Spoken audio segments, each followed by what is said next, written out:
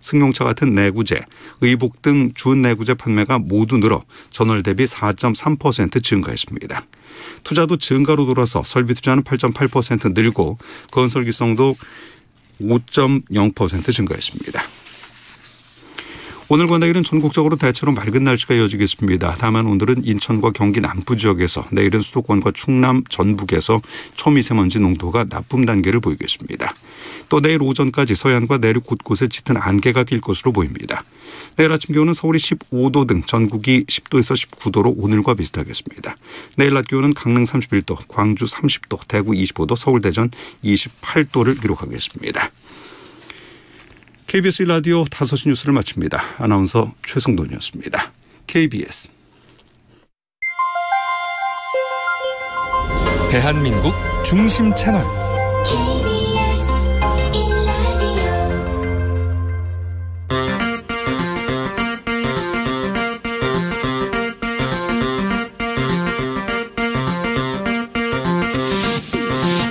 주진우 라이브.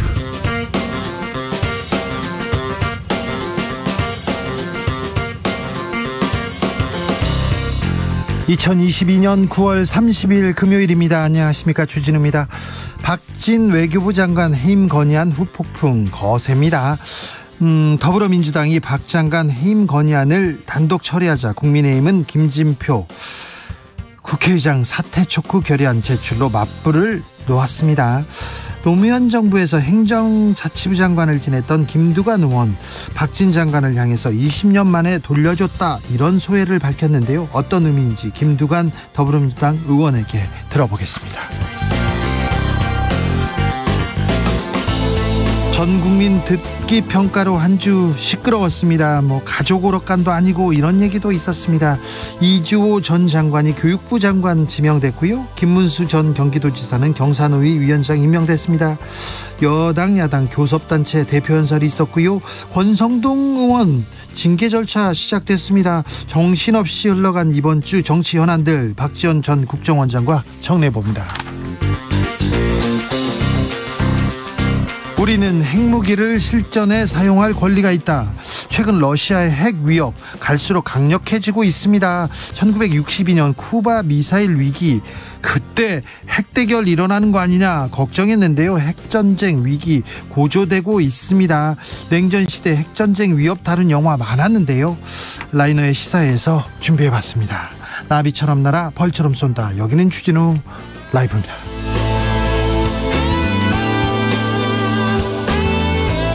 오늘도 자중차에 겸손하고 진정성 있게 여러분과 함께 하겠습니다. 내 사랑하리, 10월의 강물을, 석양이 짙어가는 푸른 모른톱, 지난달 가졌던 슬픈 여정들을, 아득한 기대를 이제는 홀로 남아 따뜻이 기다리리. 죄송합니다. 기다리리. 황동규 시인의 10월이었는데요. 제가 너무 못 읽어가지고 죄송합니다. 뜨거웠던 9월이 가고 내일부터 10월입니다. 이제 9월도 갔습니다. 이제부터는 찬바람, 이제 또 추워질 것 같은데요. 이 좋은 가을날 어떻게 보내시는지요? 이 가을날 어울리는, 좋아하는 시 한 구절, 좋아하는 글, 좋아하는 노래 있으면 한 구절씩 보내주세요. 여러분과 함께 이렇게 나눠보겠습니다. 샵 9730, 짧은 문자 50원, 긴 문자는 100원, 콩으로 보내시면 무료입니다. 지난날 가졌던 슬픈 여정들을, 아득한 기대를 이제는 홀로 남아 따뜻이 기다리리. 네, 눈이 좀 안 좋아가지고 죄송합니다. 네. 사과하면서 시작하겠습니다. 저는 잘못 바로 사과합니다. 네. 그럼 주진우 라이브 시작하겠습니다.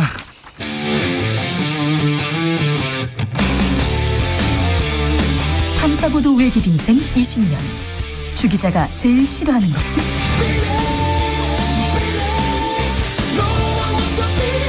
이 세상에서 비리와 부리가 사라지는 그날까지. 오늘도 흔들림 없이 주진우 라이브와 함께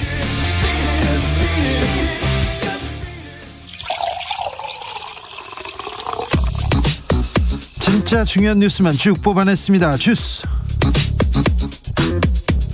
정상근 기자, 어서 오세요. 네, 안녕하십니까. 네. 작은 글자는 아니지만 서체가 달라가지고 좀 안 보였어요. 네, 서체가 다르지만 작은 글씨는 절대 아니었습니다. 네, 알아요. 사과해 드립니다. 다시 한번 사과드리겠습니다. 네. 자, 다음 달부터 전기요금이 오릅니다. 크게 오릅니다. 네, 내일부터 전기요금이 올라갑니다. 한국전력은 오늘 이 모든 소비자의 전기요금을 1kW시당 2.5원 인상하기로 했다라고 발표했습니다. 앞서 한전은 내일부터 올해 기준연료비 잔여 인상분을 1kW시당 4.9원 올린다고 했는데요. 결국 다음 달부터 적용되는 가정용 전기요금 인상분은 1kW시당 7.4원에 달합니다. 이렇게 되면 평균 전력량을 사용하는 4인 가구를 기준으로 전기요금이 약 2,270원 오를 것으로 예상이 되고 있습니다. 네. 다만 한전은 올해 3분기에 적용하기로 했던 취약계층 전기요금 할인 한도 확대를 올해 말까지로 연장해서 지원한다는 계획입니다. 전기요금이 많이 오른답니다. 가스요금도 오릅니다. 네, 산업통상자원부는 내일부터 민수용 도시가스 요금을 메가줄당 2.7원 인상한다고 밝혔습니다. 이에 따라 주택용 요금은 메가줄당 16.99원에서 19.69원으로 음식점 등 일반 영업용 요금은 19.32원으로 각각 조정이 됩니다. 인상률로 보면 주택용이 15.9%, 식당 등은 16.4% 오릅니다. 금액으로 보면 서울시 기준으로 가구당 연중 평균 가스요금이 월 33,980원에서 39,380원으로 5,400원 정도 올라갑니다. 네, 많이 오르는군요. 우크라이나 전쟁으로 에너지 문제 올 겨울 걱정이다 이런 얘기 계속 나오고 있는데 산업부 장관이 오일 쇼크 언급했어요. 네, 이창양 산업통상자원부 장관은 오늘 비상경제장관 회의에서 이 러시아 우크라이나 전쟁 장기화, 에너지 무기화 등으로 에너지 가격이 폭등해서 1970년대 오일 쇼크에 준하는 비상 상황이 진행되고 있다라며 에너지 절약을 위한 국민적 노력과 함께 이 경제 산업 전반을 저소비 고효율 구조로 전환해야 할 때다라고 말했습니다. 정부는 어떻게 대비한답니까? 올겨울 에너지 사용량의 10% 절감을 목표로 범국민 에너지 절약 운동을 전개할 방침이라고 하고요. 정부와 공공기관이 난방 온도를 제한하기로 했습니다. 오일 쇼크가 올 것 같으니까 범국민 에너지 절약 운동 전개한다고요? 네. 알겠습니다. 네. 아이고, 전기요금 오르고 가스요금 오릅니다. 코스피 지수는 크게 떨어졌습니다. 네, 코스피가 오늘 2150대까지 밀리면서 연저점을 다시 썼습니다. 네. 어제보다 15.44포인트, 0.71% 내린 2155.49에 장을 마쳤습니다. 금융위기 때보다 더할 것이다. 기업에서 계속해서 신음소리를 내고 있습니다. 한국 증시는 최저치 계속 릴레이로 경신하고 있습니다. 이거 국민들 어질어질합니다. 환율 상황은 어떻습니까? 네, 원달러 환율은 이틀째 내려갔습니다. 오늘 서울 외환시장에서 달러 대비 원화 환율은 전날 종가보다 8.7원 내린 달러당 1,430.2원에 거래를 마쳤습니다.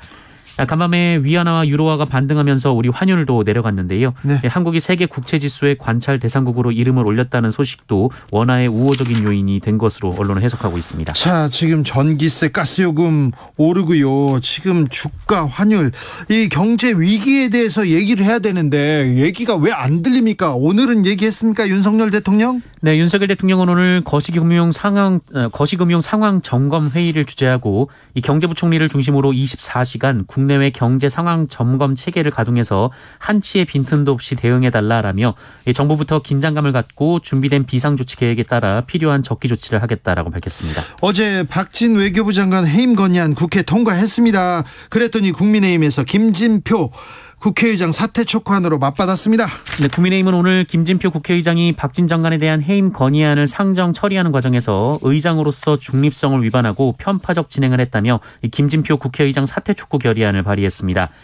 여야 원내대표가 박진 장관 해임 건의안 상정에 합의하지 않았는데도 김진표 의장이 상정을 강행했다라는 것이 국민의힘 측 주장입니다. 여야 대치 강대강 계속 갑니다. 이런 가운데 이재명 대표가 윤석열 대통령한테 한마디 했어요. 네, 이재명 민주당 대표는 오늘 전남도청에서 열린 현장 최고위원회에 참석해서 이 국민도 귀가 있고 판단할 지성을 가지고 있다라며 윤석열 대통령을 향해 지금 들어도 바이든 맞지 않느냐, 욕했지 않느냐, 적절하지 않은 말 했지 않느냐라고 비판했습니다. 그간 언급을 삼가던 이재명 대표 사이다로 다시 돌아오는지 또 지켜보겠습니다.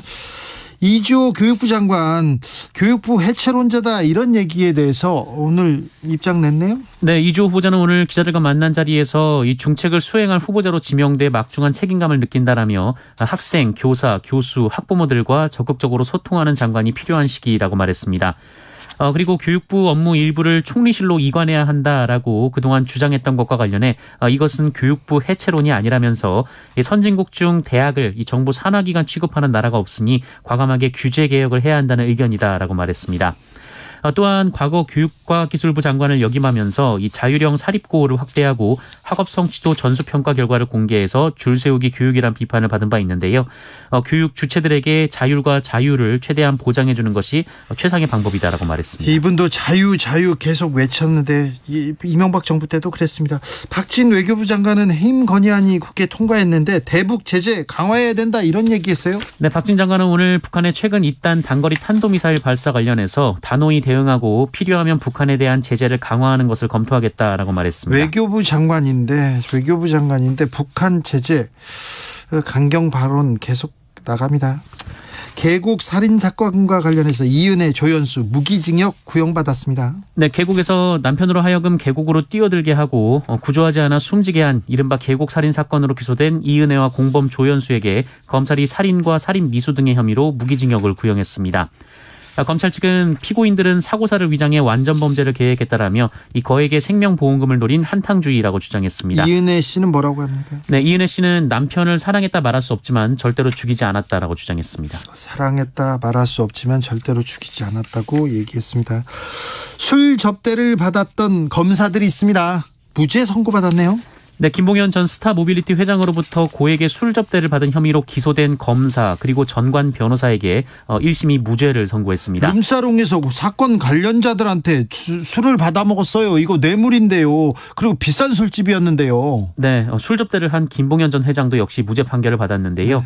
이들은 지난 2019년 강남구 청담동의 한 룸사롱에서 이 라임 사태의 전주로 꼽히는 김봉현 전 회장으로부터 각각 100만 원 이상의 술 접대를 받은 혐의로 재판에 넘겨졌습니다. 그랬죠.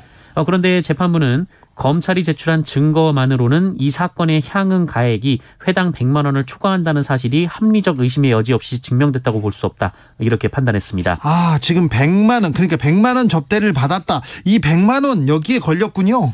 네, 청탁금지법상 1회 금품 수수 제공액이 100만 원을 넘지 않을 경우 과태료 처분을 받을 수는 있지만 형사처벌 대상은 아닙니다. 그런데 사건 관계자를 만났습니다.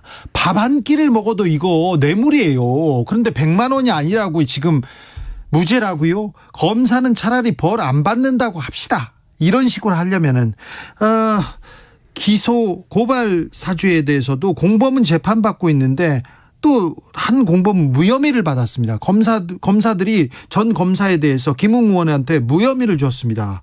분명히 손준성 검사는 불기소 처분서 재판에 제출할 거예요. 재판에 영향을 미칠 거예요. 이런 식으로 가면 공무원이 도장을 찍는 사람이 그 관계인 민원인한테 술을 받아 먹었는데 100만 원 아니면 됩니까? 이제 룸사롱 다 가서 얻어먹어도 됩니까? 이 얘기 나올 거예요. 그 전에 검사들은 100만 원 룸사롱에서 받았는데 괜찮았는데요. 저 이거 70만 원어치밖에 안 먹었어요. 이 얘기가 계속 나올 텐데 이 부분은 어떻게 하시려고 검사분들이 기소를 할 때도 100만 원씩으로 이렇게 나눠서 이렇게 기소를 했는데 판사님이 그 법리를 그대로 받아주셨습니다. 이 문제에 대해서는 저희가 좀 냉정하게 좀 더 시간을 갖고 따져보겠습니다. 검사가 대통령이 됐어요. 검사가 현직에 있다 법무장관이 됐어요. 그래서 검사에 대한 범죄는 더 엄히 다스려야 되는데 그러지 않고 있습니다. 공수처가 왜 태어났는지, 왜 국민들은 검사들의 수사를 믿지 않는지 이 부분에 대해서도 고민해야 됩니다. 정명석 JMS 총재가 있습니다. 네, 구속됐다가 출소한 지 4년 만에 다시 구속될 것으로 보입니다. 네, 기독교 복음 선교회 이른바 JMS의 총재인 정명석에게 구속영장이 청구됐습니다. 이 정명석은 신도 성폭행 등의 죄로 징역 10년을 선고받고 복역한 뒤 2018년 2월 출소한 바 있는데요. 네. 이번에도 신도 성폭행 혐의를 받고 있습니다. 경찰에 따르면 정명석은 2018년부터 지난해까지 이 외국인 여성 신도 등 2명을 지속해서 성폭행하거나 추행한 혐의를 받고 있습니다. 현재 혐의를 부인하고 있는 것으로 알려졌습니다만 사건이 알려진 이후 정명석으로부터 성폭행을 당했다고 주장하는 또 다른 피해자 3명도 네. 충남경찰청에 고소장을 접수할 계획으로 알려졌습니다. 네, 제가 이 JMS 관련된 취재를 좀 많이 했었는데요. 네, 관련 교회에 장년부, 뭐 노인부 이런 부서가 있는데 모델부가 있었어요. 모델부. 네. 제가 나중에 시간을 갖고 천천히 좀 말씀드릴게요. 지금 시간이 없어서. 네. 그때 다시 구속될 위기에 있다고 합니다. 코로나 상황은요? 네, 오늘 코로나19 신규 확진자 수 28,497명입니다. 네. 어제보다 2,300여 명 정도 줄었습니다. 네. 네. 주스 정상근 기자 함께했습니다. 고맙습니다. 잘 안 보였다니까요. 글씨는 컸습니다. 감사합니다. 고맙습니다. 네, 8360님 주진우님 너무 웃겨요. 죄송합니다. 더 잘 읽겠습니다. 이거 시가 19절이 날아오는데 걱정입니다. 6785님 선물과 함께 나태주님의 또 글도 이렇게 선물하겠습니다. 제 목소리가 선물이 될지는 모르겠습니다. 하늘 아래 내가 받은 가장 커다란 선물은 오늘입니다. 오늘 받은 선물 가운데도 가장 아름다운 선물은 당신입니다. 당신 나지막한 목소리와 웃는 얼굴, 콧노래 한 구절이면 한 아름, 바다를 아는 듯한 기쁨이겠습니다. 이렇게 좋은 글을 보내주셨습니다. 이은주님은 가을 편지, 가을엔 편지를 하겠어요. 누구라도 그대가 되어 받아주세요. 낙엽이 쌓이는 날 외로운 여자가 아름다워요. 저는 가을엔 이 노래가 너무 좋던데요. 가을 편지 너무 좋죠. 듣고 싶어요. 4831님 가을 하면 생각나는 노래가 있습니다. 이용의 잊혀진 계절입니다. 언제나 돌아오는 계절은, 그리고 이제 곧 겨울인데 야생화가 걱정이 되어가지고 박효신의 야생화가 생각납니다. 박효신의 야생화 지금 들으면 참 좋습니다. 0388님 내가 좋아하는 내 맘의 강물이 듣고 싶습니다. 수많은 날은 떠나갔어도 내 맘의 강물은 끝없이 흐르네. 그날 그때 지금은 없어도 내 맘의 강물 끝없이 흐르네. 3123님 저는요 가을 말만 나와도 흥얼거리는 노래가 있습니다. 이문세의 가을이 오면입니다. 흥얼거리는 동시에 바로 아재 인증입니다. 문자 보내면서 흥얼거립니다. 가을이 오면 눈부신 아침 햇살에 비친 그대의 미소가 아름다워요. 네, 아름답죠. 네, 아름답습니다. 글구절도 아름답죠. 네.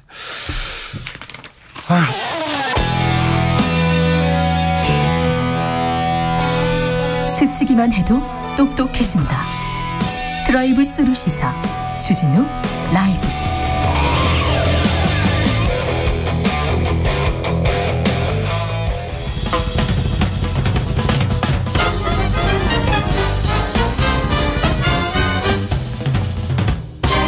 훅 인터뷰. 모두를 위한, 모두를 향한 모두의 궁금증 훅 인터뷰. 더불어민주당이 박진 외교부 장관 해임 건의안 단독 처리했습니다. 국민의힘에서는 거대 야당의 횡포다, 이거 국회 안박이다, 이렇게 얘기하는데요.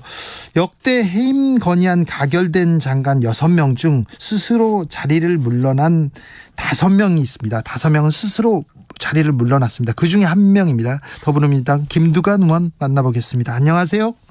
예, 반갑습니다. 김두관 의원입니다. 의원님. 예. 해임 건의안 받으셨어요. 언제였어요? 제가 2003년 9월입니다. 행자부 장관 하셨죠? 예, 행정자치부 장관으로 있을 때죠. 그때 이장 출신 장관이다 하면서 김두관 인기도 좋았고요. 김두관이 차기 개혁 세력의 선봉이다 막 이런 얘기도 많았는데 왜 김두관 해임 건의안 올라왔습니까? 2003년에요. 예. 한총련이라고 대학생 조직이 있었거든요. 네. 그 조직에서 포천 지역에 네. 미군 스트라이크 부대라고 군사 훈련을 했습니다. 예. 그 훈련장에 이제 한총련 대학생들이 가서 시위를 했죠. 예, 시위 자체가 이제 그 미군 스트라이크 부대 훈련 자체가 예. 한반도 평화에 위협이 된다는 그런 판단을 했던 것 같아요, 대학생들이. 예. 그래서 이제 그것에 항의하는 그 시위를 했는데, 네. 그 시위를 막지 못했던 책임으로 이제 그 경찰을 정치적으로 지휘하는 위치에 있는 행정자치부 장관인 저에게. 네. 아니, 대학생 시위를 막지 못했다고 행자부 장관한테 물러나라고 합니까? 미국 기준으로 보면 경기경찰청장이나 예. 포천경찰서장 정도가 직위 해제될 정도인데, 네. 어쨌든 그 당시 심히 치열하게 여야가 대립하고 있고, 네. 또 행정 권력은 노무현 대통령이 당선됐지만, 네. 국회는 압도적으로 한나라당이 다수를 점하고 있었기 때문에 네. 정치적 탄핵을 했는데요. 예. 사실은 이제 그 홍사덕 그 당시는 원내 총무였는데 네. 노무현 대통령을 탄핵하고 싶은데 탄핵할 수 없기 때문에 네. 대신 행정자치부 장관인 김동완을 해임 건의한다. 뭐 이렇게까지 얘기했었죠. 설명한 바도 있습니다. 예. 그때 박진 장관이 현 외교부 장관이 대변인이었죠. 예, 그래서 네. 제가 오래된 일이라서 잘 기억이 안 났는데 박진 대변인이 무슨 말을 했는 거 좀 찾아보니까 네. 자유민주적 기본질서 승리라고 논평을 했고요. 예. 그 해임 건의 묵사를 노무현 대통령이 하시면 네. 그것은 헌법을 유린하는 거다. 반드시 해임을 해야 된다. 이렇게 물었더라고요. 아, 그래요? 예. 아, 네. 감회가 정말 새롭겠네요, 의원님. 그 당시 뭐 어쨌든 제가 비주류였고 또 지방대학 출신이고 뭐 시골 군수 출신 이렇게 해서 제가 그 상임위원회 그럴 때는 인사청문회가 없었었는데요. 네. 행정자치위원회에서 첫 출석을 하니까 굉장히 뭐 많은 그 당시 한나라당 국회의원들이 저를 힐난하고 네. 손몸이 출세했다. 당신은 뭐 의장하다가 군수하다가 장관 되니까 좋았는지 몰라도 대한민국의 수많은 사람들이 절망했다라고까지 공격을 해서 네. 제가 굉장히 참 이루 말할 수 없는 모욕을 당하고 했던 기억이 납니다. 네. 그때 좀 상심하셨을 텐데 근데 물러나지 않아도 됐었는데 자진 사퇴 하셨어요? 예, 그 당시 제가 이제 해임 건의안이 가결되자마자 청와대 노무현 대통령을 찾아뵙고 네. 제가 사임을 하겠습니다라고 이야기를 하고 나서 대통령이 뭘 하시던가요? 대통령이 막 불같은 말을 내셨죠.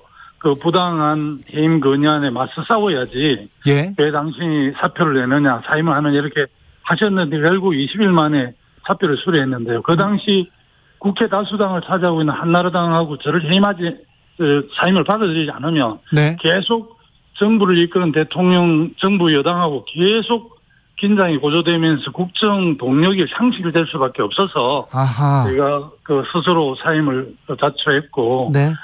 저도 그때 며칠 뒤에 했던 농담도 생각이 납니다. 네. 저도 지방분권이나 균형 발전을 하기 위해서 장관직을 오래 하고 싶습니다. 예. 그리고 군수보다 월급도 많으니까 저도 오래 하고 싶지만, 네. 제가 이 장관직을 고수하려고 고집하는 것은 여야가 더 전국이 급냉하기 때문에 네. 대통령 국정 운영하기 더 어려워서 네. 저를 사임을 받아주셔야 된다고 건의를 해서 결국 대통령께서도 20일 만에 사표를 수리했죠. 아, 그렇군요. 다시 얘기하셨군요. 예. 네. 네. 전국 경색을 막기 위해서 대통령의 국정 운영을 원활하기 위해서 제가 사임하는 게 맞습니다. 그렇게 말씀하셨군요. 그 당시 국민들께서 굉장히 저를 많이 응원을 했었고요. 예. 그럼에도 불구하고 국회 다수당이 계리는 네. 계리가 갖는 함의가 있잖아요. 네. 국회는 어쨌든 또 국민을 대표하는 입법부잖아요. 네. 네. 입법부의 다수 국회의원들이 국민을 대신해서 어쨌든 네. 입법부로서의 그런 해임 건의안이 헌법에 보장되어 있기 때문에 네. 그렇게 했단 말입니다. 그것을 인정 안 하면 네. 크게 전국이 경색이 되고 사실은 이번 박진 외교부 장관이 이 영국 조문외교라든지 미국 48조 바이든 회담 네. 그리고 기시다 일본 총리의 굴욕 간담회 이런 것들에 대한 책임에서 자유로울 수 없고요. 지난번에 낸시 펠로가 한국에 왔을 때 패싱을 했고 네. 또 나토를 방문했을 때 이 개인 자격으로 또 사인이 이 공군 1호기를 타고 가고 이렇게 했지 않습니까? 이게 네. 전부 다 박진 장관의 책임하에 있는 일이거든요. 박진 장관은 외교 참사 비판에 동의할 수 없다 이러면서 흔들림 없이 소임을 다하겠다 이렇게 얘기하고 있어요. 너무 참 후한무치합니다. 제가 볼 때는 네. 있을 수 없고 사실은 이런 일에 대해서 네. 기본적으로 사과하면 그리고 우리가 앞으로 더 잘하겠다 이렇게 하면 네. 끝날 일이고요. 네. 또 사실은 윤석열 대통령 그런 이 땡땡 발언 있잖아요. 네, 네. 이런 문제도 사과를 하면 우리 국민들께서 수준이 높으시잖아요. 네. 그래서 사적으로 한 말이기 때문에 물론 대통령 사적 발언도 굉장히 중요하지만 어쨌든 사적 발언이었기 때문에 네. 국민들에게 소상하게 이야기하고 용서를 구했으면 우리 국민들이 이렇게까지 하겠습니까? 저는 어떻게 그렇게 잘못하고 뻔뻔스럽게 네. 사과하지 않는지 나는 그게 더 화가 납니다. 알겠어요. 대통령께서는 지금 박진 탁월한 능력을 가진 분이다. 절대 해임 시키지 않을 것 같아요. 해임 건의안 받아들이지 않을 것 같은데요. 예, 지금 스태핑에서 네. 어쨌든 이렇게 방금 말한 걸 보면 네.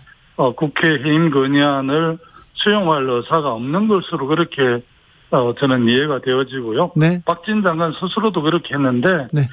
국민의 압도적인 다수가 이번 순방 외교에서 외교적인 무능을 지적하고 있지 않습니까? 그리고 사실은 박진 장관뿐만 아니라 김성환 안보실장이나 김태호 안보 1차장 또 김은혜 홍보수석 같은 경우는 해명을 국민들이 납득 못하기 때문에 네. 총체적으로 청와대 참모들은 그렇게 물을 수가 없고 국회에서 네. 유일하게 국회에서 물을 수 있는 부분은 박진 외교부 장관이기 때문에 그렇게 했는데 네. 아마 이 점을 이렇게 수용해야 될 건데 오늘 여론조사를 보니까 아주 낮게 나왔더라고요. 아니 그런데 외교 라인이 다 문제가 있는데 그래도 책임을 져야 될 그 장관이기 때문에 박진 장관을 먼저 이렇게 해임 건의안 추진하신 거군요. 예, 그렇죠. 예. 자, 국민의힘에서는 그런데 이거 야당의 폭거다 이렇게 얘기합니다. 국회 완박이다 그러면서 김진표 국회의장 야당과 공모해서 해임 건의안 처리했으니까 이분도 물러나라 그러면서 사퇴 촉구 결의안 이렇게 발의했습니다. 어떻게 보십니까? 예. 우리 당의 해임 건의안에 대해서 해임 건의안을 가결시킨 것에 대해서 굉장히 오버했다라고 지적을 하잖아요. 네. 그런데 거의 자기들 그런 인식을 줬는데 제가 볼 때는 지금 김진표 국회의장은 이게 해임 건의안이 국회에 접수가 되면 네. 24시간 이후 72시간 이내에 반드시 해야 된다고 강제 규정입니다. 그래서 국회의장이 그것을 안 붙일 수 없거든요. 네. 그런데 중립 위반이라고 하는 것은 정치적 공세로밖에 해석이 되지 않아서 예. 아마 국민의힘에서도 안 될 줄 알면서도 정치적 공세를 하는 거로 저는 그렇게 이해를 합니다. 네. 교육부 장관의 이주호 그리고 경사노위 위원장인 김문수 이렇게 올드보이들이 돌아온다 이런 얘기도 있는데 이 부분은 어떻게 보세요? 저는 한마디로 대응이고요. 저는 이 인사가 윤 대통령 상한 인식과 대응 방안에 대한 명확한 사인을 보여준다고 저는 그렇게 해석을 합니다. 이주호 장관은 고등학교 서열화하고 예. 일제고사 부활 등 어떤 수월성 위주의 과거 시대 교육관을 가진 분으로 저는 그렇게 이해를 했거든요. 예. 이명박 정부 때. 또 역사교과서 개혁을 통해서 친일하고 독재를 좀 이해한 당사자이기도 하고 제가 본 관점에서는. 네. 그래서 너무 아쉽고요. 김문수 경사노위 위원장은 한때는 80년대는 선호련 지도위원도 하시면서 네. 노동운동에 앞장서신 분인데 지금은 제가 볼 땐 굉장히 오른쪽으로 너무 많이 기울어지고 사고 굳어져 계셔서 경사노위 위원장으로서 잘 이렇게 대화와 타협을 이끌어낼 수 있을지 많은 분들이 걱정하는데 저도 동의합니다. 자, 김두관 의원은 또 정치적으로도 정치력도 굉장히 뛰어난 분으로 이렇게 알려져 있습니다. 여당과 야당에서도 신뢰도 두텁고요.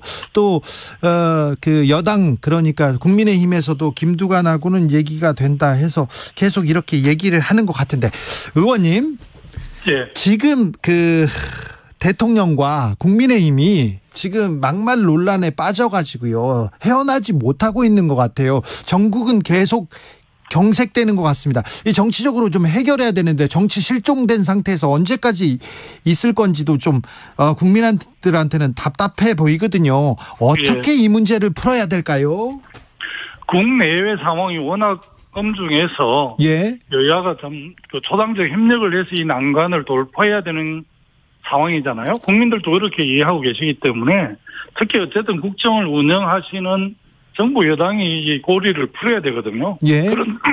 그런 측면에서 보면 윤석열 대통령이 일단 지난번에 김진표 국회의장 초청해서 여러 가지 현안에 대해서 논의했듯이 여야 대표하고도 이렇게 회담도 하시고 또 여야 원내대표도 용산이든 어디든 초청해서 이렇게 설명을 하면서 이해를 구해야 되지 않겠습니까? 일단 여소야대 상황이고 협치를 해야만이 이 난관을 돌파할 수 있는데 어제 협치 파괴했다라고 국민의힘에서 피켓팅을 했던데 사실은 제가 볼 때는 협치를 안 한 것은 지금까지 일관되게 협치를 안 하고 사정정국으로 가고 전 정부 타당한 것은 오히려 뭐 대통령실과 여당 같은데 일단은 어쨌든 여당이 국정을 무한 책임지기 때문에 여당이 그런 좀 자세를 가져야만 이 해난들이 풀리지 않을까 봅니다. 네. 8655님께서 이명박 시절 인사를 아나바다 하시네요. 이렇게 얘기하는데 좀 인사도 조금 국민들이 우려하고 있는 것도 좀 아셔야 될 텐데 그런 생각도 해봅니다. 예. 의원님? 예. 의원님은 대통령의 발언 조 바이든 대통령 그 얘기하고 나와서 한 예. 발언 어떻게 들으셨어요? 저도 몇 번 들어봤는데 네. 바이든이란 박자는 좀 제 귀에는 명확하게 들렸고 뒤에 쪽은 좀 더 명확하지 않았는데 네. 대체적으로 뭐 제가 들은 거나 일반 국민들이나 들은 게 비슷하게 인식이 되고요. 설사 바이든이라고 했다 하더라도 그거는 뭐 이렇게 박지 내교부 장관하고 김성한 안보실장하고 이렇게 걸어 나오면서 하신 말이라서 네. 어차피 하다 보니까 실수를 했다 이래서 그걸 이렇게 해명을 했으면 되는데 그렇게 안 했고 또 13시간 이후에 김은혜 홍보수석이 아마 충분히 대책회의를 해서 발표한 것 같은데 그게 그렇게 문제가 없었다면 뭐 일찍 바로 해명을 했겠죠. 그래서 13시간 흐른 후에 해명이 오히려 국민들을 굉장히 좀 화나게 했던 것 같습니다. 알겠습니다. 여기까지 들을까요? 예. 네, 또 뵙겠습니다. 더불어민주당 김두관 의원이었습니다. 교통정보센터 다녀오겠습니다. 정현정 씨. 네, 어느덧 9월의 마지막 날입니다. 오늘도 초미세먼지 농도가 나쁨 수준까지 올랐는데요. 내일도 더 많은 지역에서 공기질이 탁하겠습니다. 당분간 미세먼지 차단용 마스크 착용 잘해주시기 바랍니다. 금요일 퇴근길이다 보니까요. 서울로 들어오는 차량과 지방 쪽으로 나가는 차량들 모두 많습니다. 먼저 경부고속도로 서울 방향인데요. 금호분기점 부근에서 막히기 시작했고요. 회덕분기점에서도 짧은 정체 있습니다. 천안 부근 5차로에서는 승용차 고장난 차가 서 있어서 처리 작업에 들어갔고요.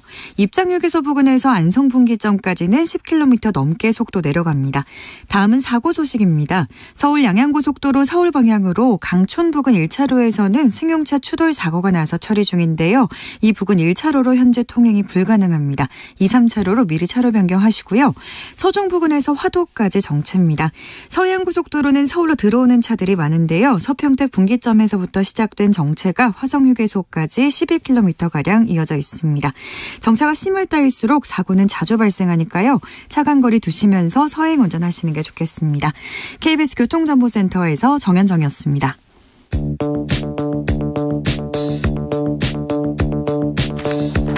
대한민국 정치의 새로운 100년을 준비한다. 21세기형 국회 싱크탱크 정치연구소 영앤영.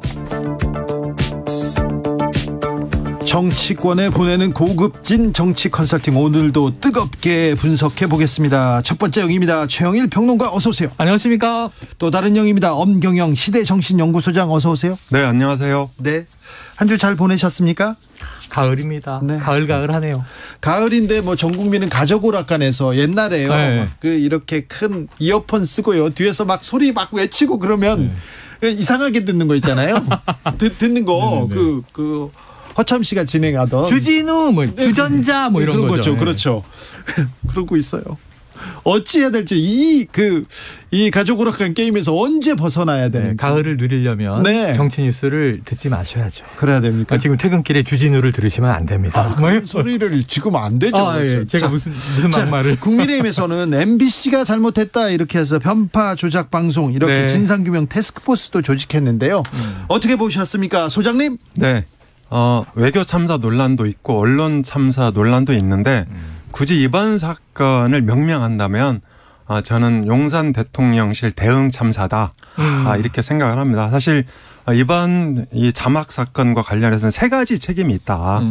첫 번째는 포괄적인 정치적 책임이 있다. 그러니까 이제 이 정치적 책임이라고 하는 것은 법률적 책임이 없다고 하더라도 그렇죠. 요구되는 책임인 거죠. 이 논란이 커지고 뭐 시끄러워졌으면 그런 책임이죠. 그렇습니다. 네. 이것은 이제 대통령한테 있는 거고요. 예. 그다음에 저도 사실 수십 번 들어봤어요. 수십 번 들어봤는데 가장 확실한 용어는 엑스판리다.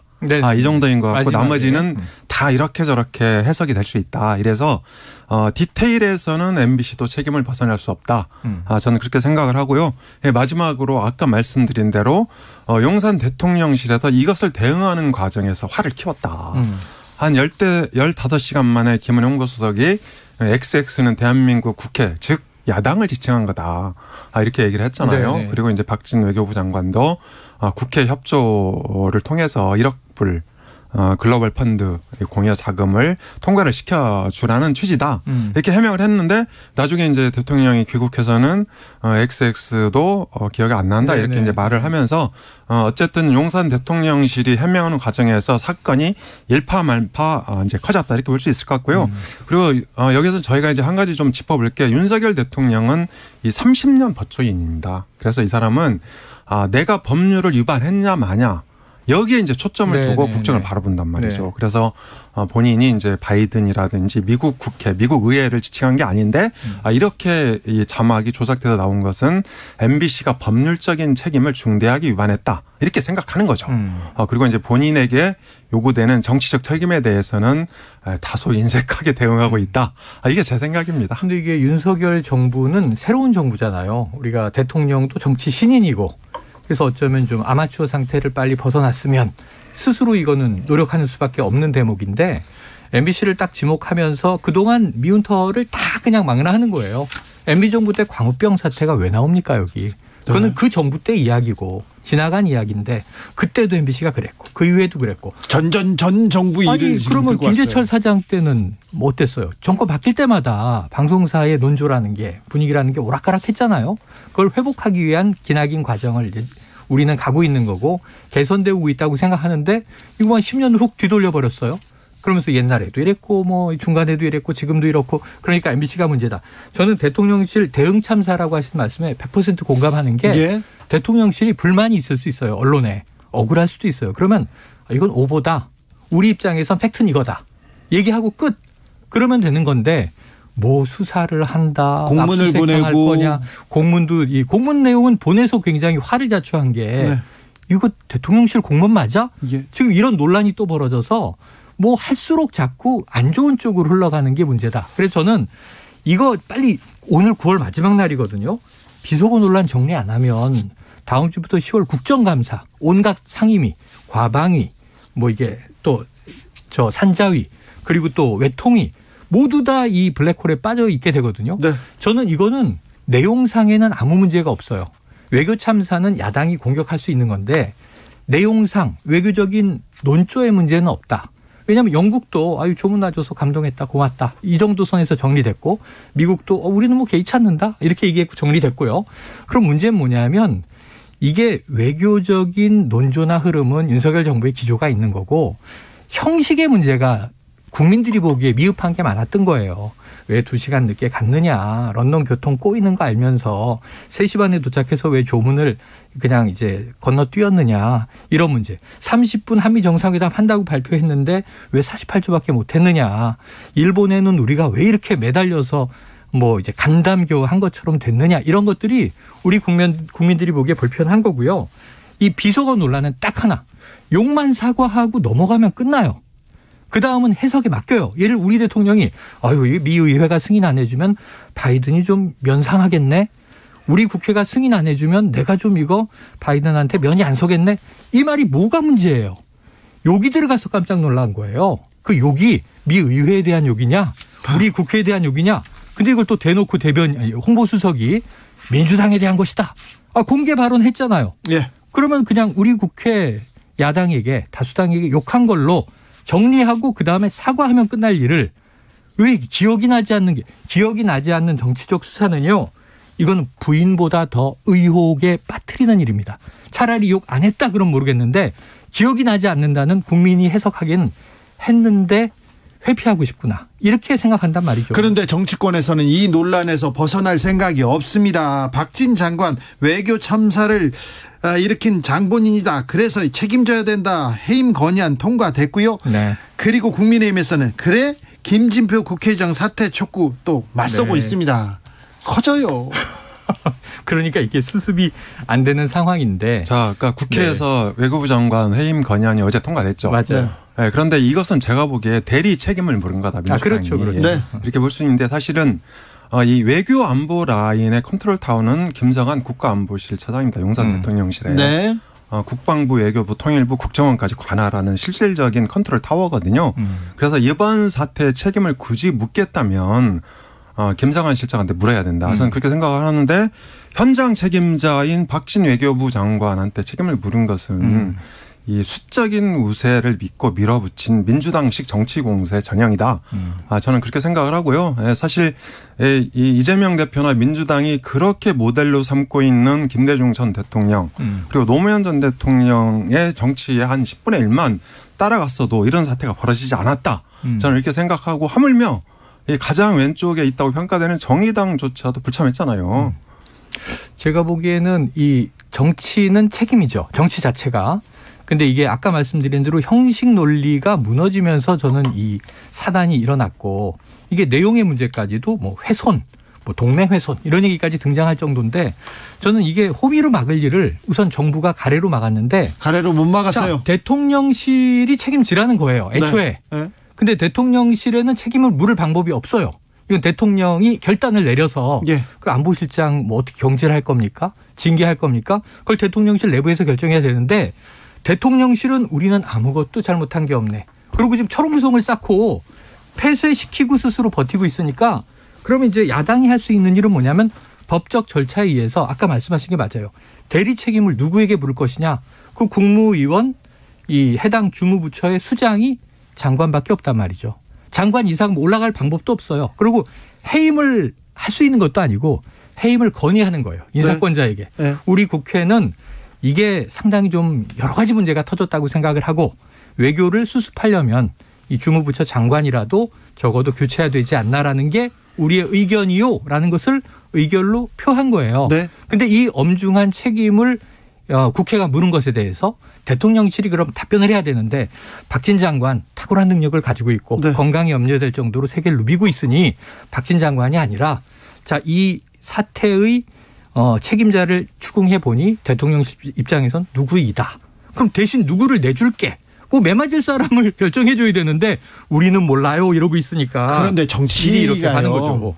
국민들한테 보여줄 게 별로 없어요. 사실 뭐 좋은 정책과 그리고 사람으로서 보여주는데 맞습니다. 자, 잘못했을 때 사람을 자르는 거 이것보다 더 좋은 방법, 쉬운 방법도 없어요. 그러니까 읍참마속 이런 고사성어도 나오고 그런 거죠. 사람을 정리하면 그러면 이 위기에서 어느 정도 이렇게 탈출할 수도 있을 텐데 안 돼 이렇게 얘기를 하고 있습니다. 이건 지금 한 가지만 제가 더 붙이면 이주호 장관이 내정됐잖아요. 어제.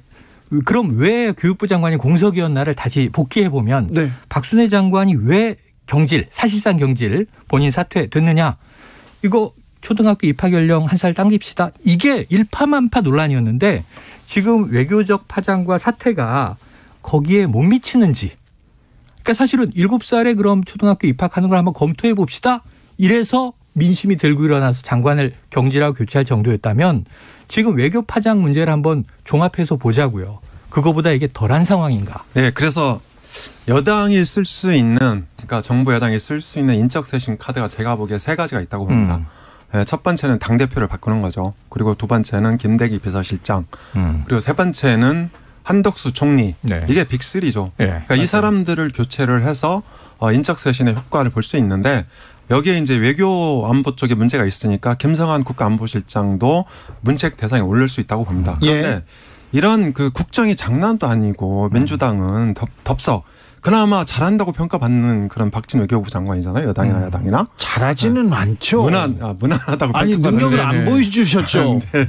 아무튼 비교적 그 허평받는 그런 장관 공무원이었는데 그럼 다른 장관들한테 좀 모욕적인데요. 그러니까 민주당이 예를 들어서 그러면 이 흥정 카드로 해임 건의를 통과시킨 겁니까? 이건 말도 안 되죠. 그래서 저는 일단 이 엎질러진 물이에요. 그리고 이 비속어 논란이 사실 돈으로 환산할 수 없는 수조 원의 국정 운영 피해를 가져왔단 말이에요. 네, 네. 이걸 그냥 덮을 수는 없어요. 그러니까 저는 이번 사건에 대해서 윤 대통령이 포괄적으로 유감의 뜻을 표하고 더불어서 MBC에 대해서는 지금 수사가 진행 중이니까 팩트를 체크해야 된다. 네. 언론은 진실을 보도할 때 언론 자유가 보장되는 겁니다. 네. 저는 그런 점에서 해결 방안은 이미 나와 있다. 그리고 이 박진 장관 문제는 좀 더 국민 여론을 해법을 필요가 있다고 생각을 합니다. 보다 놀라는 건 언론사를 수사한다. 이걸 여당이 이것을 고발, 의뢰하고 사실은 처음에는 이제 이 소속의 시의원이 먼저 고발했는데 당 차원에서도 하고 그리고 대통령실에 제일 이제 먼저 MBC에 대한 조치는 법적 조치는 하지 않겠다. 그런데 지켜보고 결정하겠다. 지금 이렇게 돼 있단 말이에요. 그럼 뭐냐면 트럼프 대통령 시절에 언론과 엄청나게 싸움을 해요. 대통령이 막 말싸움도 하고 SNS에 막 이상한 그림도 올리고 욕도 하고 막 그러는데 네, 욕설도 했죠. 트럼프가 수사했습니까? CNN이든 뉴욕타임스든 어떤 언론사를 수사했어요? 예를 들면 대통령 입장에서는 이거 오보야. 나를 모욕 주는 기사를 냈네? 근데 이걸 고소 고발을 하고 수사하냐고요. 권력이. 그러니까 언론의 자유라는 게 우리가 생각하는 선진국은 물론 MBC가 과했을 수도 있고 오보를 냈을 수도 있어요. 그럼 거기에 대해서 언론의 자정작용의 절차에 의해서 시정 조치를 하고 한참 기싸움과 말싸움을 할 수 있습니다. 대통령실과 언론이. 그런데 수사해. 고발해서 수사해서 저기 불순분자들이 어떤 의도를 가지고 무슨 동맹을 훼손하기 위해서 대한민국의 지상파 언론사가 국익을 망치려고 보도를 했다. 이런 논리를 만들어내는 게 너무 좀 신기하지 않아요? 21세기 대한민국에서. 아니 전 그 놀라운 일이라는 생각이 들어요. 그 얘기를 하자마자 지금 국회의원들도 그렇고 또 사람들이 다 몰려가서 또 그 얘기를 하는 걸 보면 이거 어쩌려고 그러신데 이런 생각도 합니다. 아니 정치와 언론이 맞서고 있고 지금 경제는 팽개치고 있고. 복잡한 것도 아니에요. 국민들도 다 들었어요. 국민들이 나 MBC 보고 그 생각 안 그렇게 들은 거 아닌데 나는 다른 데 봤는데. 아니 이 듣기 평가라는 얘기가 처음에는 코미디처럼 나왔는데 진짜 이게 김은혜 홍보수석 뭐라고 그랬어요? 다시 한번 들어주시기 바랍니다. 이렇게 얘기하고 돌려듣고 이렇게도 듣고 저렇게도 듣고 음소거도 해서 듣고 자범들 그리고 또 이제 뭐 이거 증폭해서도 듣고 비교해서도 듣고 그 결과 국민들은 판단을 대략 한 것 같아요. 네. 심지어 여론조사도 나왔어요. 네. 그러면 대통령실은 그런 것들을 참고해서 민심은 이렇게 흘러가는구나. 그럼 예를 들면 여기까지는 우리가 팩트로 얘기를 안 한 거니까 이거는 양보 못하지만 이런 정도는 양보한다. 근데 처음에 비속어 중에 욕 대목, 제가 가장 놀랐던 욕 대목, 이게 대통령의 품격에 대해서 우리 국민들이 의구심을 확 가질 수밖에 없는 대목은 인정하고 가다가 이제 와서 기억나지 않는다로 이게 마무리가 되겠느냐 이거예요. 그럼 안 되면 사과하자고요. 어렵습니까? 어렵대요. 어려워요? 네, 어렵대요. 제가 대신 사과할까요 오늘? 제가 청취자 여러분께? 네. 저라도 대신 사과하고 싶습니다. 네. 9월로 좀 이 얘기를 끝내고 이번에 싶어서. 함께 대신 사과하시죠. 아니 저는 제가 사과하고요. 환율 좀 챙겨주시고 물가 좀 챙겨주시고 네네. 전기세도 좀 잡아주시고 그러셨으면 좋겠어요. 네. 다음 주에 국감 시작됩니다. 아이고야. 국회가 국감 때문에 있다 이렇게 얘기하는 분도 있어요. 그런데 이 국감도 비속어 논란은 이어질 것 같아서 그게 걱정입니다. 수장님. 그렇습니다. 이번에 국정감사가 사실은 이제 윤 정부 첫 번째 국정감사잖아요. 예, 그래서 그렇죠. 민주당이나 국민의힘한테 상당히 의무가 깊은 것이고요. 사실 국정감사는 국회의 꽃입니다. 네. 그만큼 언론에 이제 스포트라이트를 받게 되고 새로운 사실들이 많이 밝혀지거든요. 그렇죠. 잘못한 공무원들, 잘못한 정책들, 국회의원들이 지금 이제 밥값해야 되는 그럴 때죠. 그렇습니다. 예산 정책. 예, 그렇습니다. 그런데 이번 국정감사는 정치 감사가 불가피해졌다. 이렇게 정리할 수 있을 것 같고요. 사실은 민주당도 이게 국정감사라는 게 작년의 일들에 대한 잘잘못을 따지는 거잖아요. 매년 하는 거니까. 네, 대체로.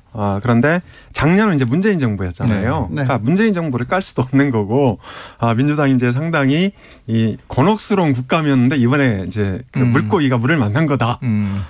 XX가 국감 최대 화두로 등장했고요. 이제 국민의힘은 사실은 이번에야말로 그러니까 이 야당의 공세를 방어하면서 네. 윤석열 대통령의 국정 운영을 뒷받침해야 되는데 지금 그런 상황이 못 돼요. 좋은 기회였어요. 네, 좋은 기회였어요. 그런데 그런 상황이 못 되고 그리고 지도부의 절박감도 사실 굉장히 약합니다. 왜냐하면 주호영 원내대표 얼마 전에 당선됐지만 대구잖아요. 허수아비만 꽂아도 당선이 되는. 네. 뭐 이렇게 얘기하면 본인은 기분 나쁠지 모르지만. 네. 그리고 이제 이 아성을 구축하고 있는 이 청양부여, 공주요. 여기에 이제 정진석 원내대표, 비대위원장. 그렇죠. 이런 분들이 지도부를 구성하고 있기 때문에 다음 총선에서 떨어질지도 모르겠다. 이런 절박감이나 위기감이 부족해요. 이런 면에서 국민의힘의 국정감사 이번에 역량이 좀 더 의문이다. 이렇게 볼 수 있는데 어쨌든 비서고 논란 외에도 이재명 수사 그리고 김건희 의혹이 쟁점이 되겠죠. 그래서 상임위별로 보면 운영위, 통일통위, 법사위, 정무위 이런 데가 언론의 주목을 받을 가능성이 크다. 그리고 이제 민주당이 7대 법안 발표했는데 여기에 맞서서 국민의힘도 10대 법안을 발표했어요. 근데 이 중에 공통분모가 있습니다. 두 가지가. 하나가 납품단가 연동제법 처리하는 거고 그다음에 아동수당을 확대하는 거. 이 두 가지는 이번 국정감사를 통해서 좀 중지를 모아주지 않을까 이런 기대가 됩니다. 사실은 전 민주당이 좀 다른 전략으로 이제 내일부터 10월인데 다음 주 국정감사는 다른 전략으로 임해달라. 따질 건 따지되 이제 뭐 외교 참사에 대한 집중보다는 경제감사로 만들어야 돼요. 그게 민주당이 훨씬 유리해요. 그렇죠. 민주당도 조금 능력을 보여주고 지금 여당과 대통령실이 좀 헤매고 있다. 민생 못 챙기고 있을 때 그때 그 기류를 조금 제가 본 건 뭐냐면 이제 이재명 대표 체제 민주당의 첫 번째 국정감사예요. 그런데 이제 비판했어요. 외교 참사의 책임을 묻겠다. 그게 박진 외교부 장관에 대한 해임 건의안 이제 통과로 정리가 됐고 그 다음에 외교 참사는 이미 엎질러진 물이지만 경제 참사는 나지 않도록 우리가 좀 미리 막아야 하는 거 아니냐라는 취지 얘기를 이 대표가 했기 때문에 그렇다면 이제 앞으로 벌어지는 경제 지금 3고 현상 고환율 이거 뭐 천정이 어딘지 모르겠고요. 고금리는 미국이 계속 올리니까 우리는 더디든 빠르든 따라갈 수밖에 없는 입장이 돼 있고 물가도 따라가요. 네, 물가는 뭐 인플레이션은 지금 전제로 돼 있고 여기에 경기 침체까지 이제 엎어져 있는 거고 지금 오늘 무슨 일이 있었냐면 전기값하고 가스값이 동시에 올랐어요. 네, 많이 근데 올랐어요. 이게 올렸는데 또 올려서 지금 연 평균으로 합산하면 한 30% 내외씩 오른 거고 겨울에 이제 가스 많이 씁니다. 전기로 난방하는 분들도 계시고 그럼 이것을 좀 서민들이 감당할 수 있는가? 취약계층에 대한 대책, 에너지 문제 등등 이거 민주당이 이걸 의제로 집중하면서 외교 문제는 조금 톤다운하고 따질 문제를 따지되 운영위는 피해가기 어려운 게 아까 김건희 여사 논란했지만 이게 저 영빈관 이 신축 문제 등 사실은 미스테리들을 다 좀 풀 필요가 있어요. 시간이. 아유. 금융위기 때보다 아쉽네. 더 위기가 온다고 얘기합니다. 두 분 감사합니다. 고맙습니다. 감사합니다.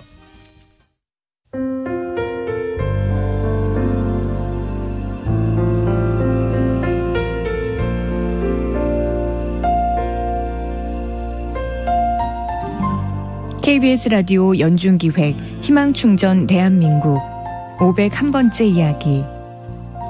안녕하세요. 아나운서 이현주입니다. 고등학교 1학년 성민이와 2살 터울의 남동생은 날이 어둑해져도 집안의 불은 켜지 않고 숨을 죽인 채 생활합니다. 빚을 독촉하는 채권자들과 밀린 월세를 받으러 집에 찾아오는 주인 아저씨를 피하기 위해서인데요. 언제쯤이면 이 생활이 끝날지 답답하기만 합니다. 아빠가 돌아가신 뒤로 집안의 가장이 된 엄마는 다른 지역으로 일을 하러 떠난 지 5년이 훌쩍 넘었습니다. 몇 달에 한 번씩 집에 들르긴 하지만 그마저도 오래 함께할 수 없기에 속상합니다. 엄마가 해주는 따뜻한 집밥이 늘 그리운 형제의 소원은 그저 안정적인 환경에서 엄마와 함께 살아가는 것뿐입니다. 성민이네 가족이 하루빨리 희망을 마주할 수 있도록 여러분이 손을 내밀어 주세요. 여러분의 따뜻한 손길이 희망의 빛이 됩니다. ARS 060-700-1580 060-700-1580 한 통화 3,000원으로 희망을 선물해 주세요. KBS 라디오 연중기획 희망충전 대한민국은 초록우산 어린이재단, 인탑스 주식회사 그리고 청취자 여러분과 함께합니다. ARS 060-700-1580 한 통화 3,000원입니다.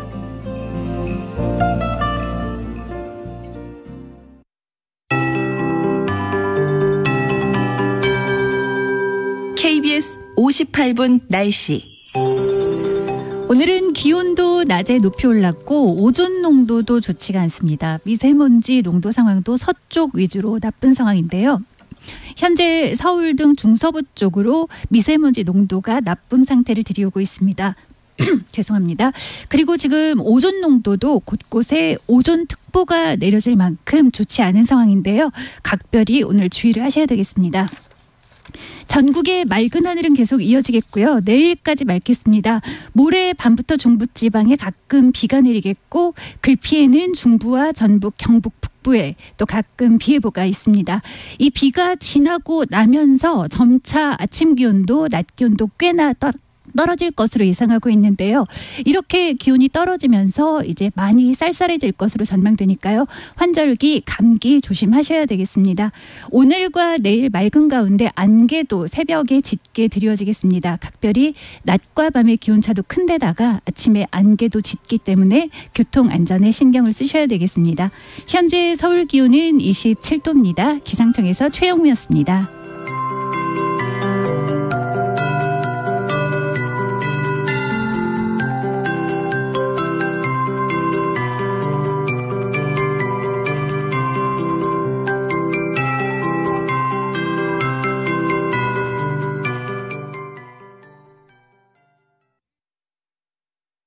정성을 다하는 국민의 방송 KBS가 6시를 알려드립니다. AM 711kHz, FM 97.3MHz, KBS 1라디오입니다. HLKA.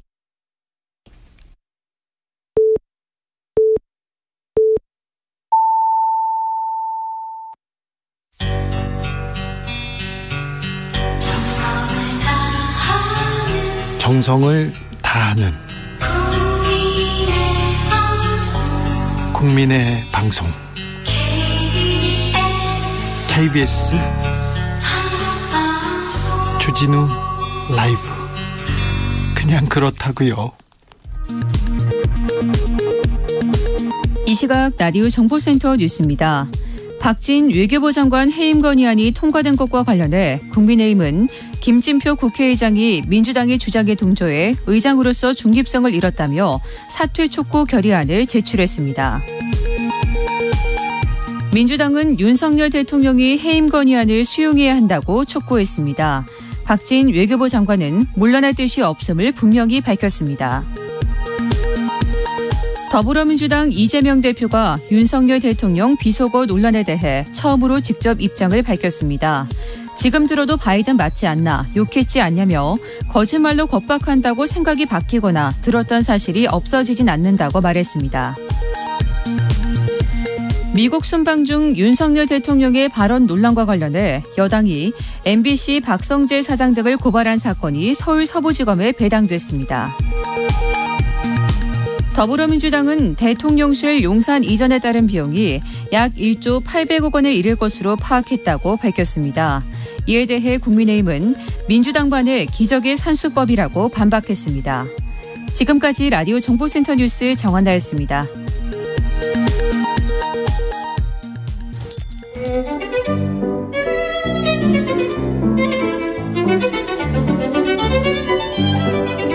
어서 오십시오. 고품격 정치 토크의 세계로 오신 여러분 환영합니다. 구성급 정치 맛집 메인 셰프 소개합니다. 깨어있는 정치지성 15,000보 영원한 현역입니다. 전 실장, 전 장관 박지원 전 국정원장 모셨습니다. 어서 오십시오. 아직은 15,000보 못 걷습니다만은 네. 걷기 시작했어요. 다 버리고 이제 목발 하나 가지고 있으니까 네. 걷기 시작합니다. 박지원이 걷기 시작하면 누가 괴로울까요? 제가 강연 다음 주일부터 또 몇 개 나가는데 네. 말하면 잡혀가나? 아니요, 괜찮아요. 음성 분석해가지고 또. 네. 그러니까요. 네. 네. 귀를 잘 들으시면 됩니다. 감사원에서 원장님 뭐 어떻게 잡아가려고 합니까? 거기서 왜 감사원이 나와요? 그러게요. 아니 뭐 검찰 제가 검찰 수사를 받고 있는데 네. 감사원이 왜 나와? 그래서 우리 변호인한테 연락이 와서 네. 검찰 수사 받고 있고 네. 지금 저는 현재 공무원이 아니잖아요. 네. 출두하지 못하겠다. 이렇게 연락했다고 합니다. 네, 알겠습니다. 자, 언제까지 막말 논란에서 비속어 논란에서 빠져 있어야 됩니까? 이거 어떻게 풀어야 됩니까? 박진 외교부 장관 해임 건의안 국회 가결됐어요? 어떻게 해야 됩니까 이거? 대통령께서 제가 볼 때는 승인 거부, 즉 거부권을 행사할 것 같아요. 그래요? 네. 그런데 역대 예. 해임 건의안이 6번 있었는데 박근혜 대통령 한 분만 거부했고 나머지 대통령들은 전부 삼권 분립의 원칙에 의거해서 의회의 결정을 존중해서 해임했습니다. 네. 그런데 박근혜 대통령, 윤석열 대통령은 뿌리가 같기 때문에 승인 거부할 것 같아요. 승인 거부요? 네. 김대중 대통령 재임 시에도 이 해임 건의안이 한번 올라왔었죠. 그렇죠. 네. 그때 어땠습니까? 승인했죠. 해임했죠. 임동원 장관이었습니다. 그렇죠. 억울했을 거 아니에요. 햇볕 정책 전도사였는데. 억울하더라도 거듭 말씀드리지만 국회의 결정을 이건 국민이 결정한 겁니다. 네. 그렇기 때문에 존중해서 대통령은 승인할 수밖에 없다. 이것이 민주주의 아니에요? 국민의힘에서는 아니다. 김진표 국회의장이 잘못했다. 김진표 국회의장 사퇴 공고안으로 맞불을 놨습니다. 맞불 놓으면 그것도 의결해야죠. 의결해야죠. 부결되면 어쩔 수 없는 거고. 네. 의결합니까? 의결될까요? 이렇게 강대강 계속 이렇게 정치는 안 하고 정치 얘기는 안 하고 계속 이렇게 싸우기만 한다면 이게 문제입니다. 오늘까지 이 XX 네. 바이든 쪽팔린다 가지가 9일간 계속되고 있습니다. 죄송합니다. X 팔린다. 예. 이게 말이 됩니까? 그러니까요. 언제까지? 지금 국민은 전 세계는 경제입니다. 네. 물가, 환율, 주식 이걸 잡으라고 하니까 윤석열 대통령께서는 왜 MBC 잡으러 가요? 그러니까요. 그리고 우리가 역대 기록을 이렇게 신기록을 세우는 것은 좋은 일이지만은 네. 대통령실에서 특정 언론한테 어떻게 이걸 보도했느냐 경위를 조사하려고 하는 공문을 보낸 것은 네. 이건 세계 역사상 처음일 거예요. 그래요. 언론 탄압한 대통령이 성공한 것 봤어요? 전두환 대통령이 특히 5.18 12.12 신군분 등 이런 역사적 죄도 있었지만은 언론 통폐합하고 보안사에서 전부 탄압한 것이 그분이 돌아가셨을 때도 얼마나 가혹한 국민적 언론의 평가를 받아요. 예. 이건 안 하셔야 돼요. 다 하셔도 네. 언론 탄압은 안 하셔야 돼요. 알겠습니다. 다 해도 언론 탄압은 하지 마라. 아, 그러면 절대 성공 못하고 네. 역사가 어떻게 기록하겠어요. 네. 저는 네. 거듭 말씀드리지만은 윤석열 대통령이 치열한 선거를 해서 네. 찬반이 있었겠지만 네. 대통령이 됐으면은 전 국민의 전 언론의 대통령이고 성공해야 돼요. 네.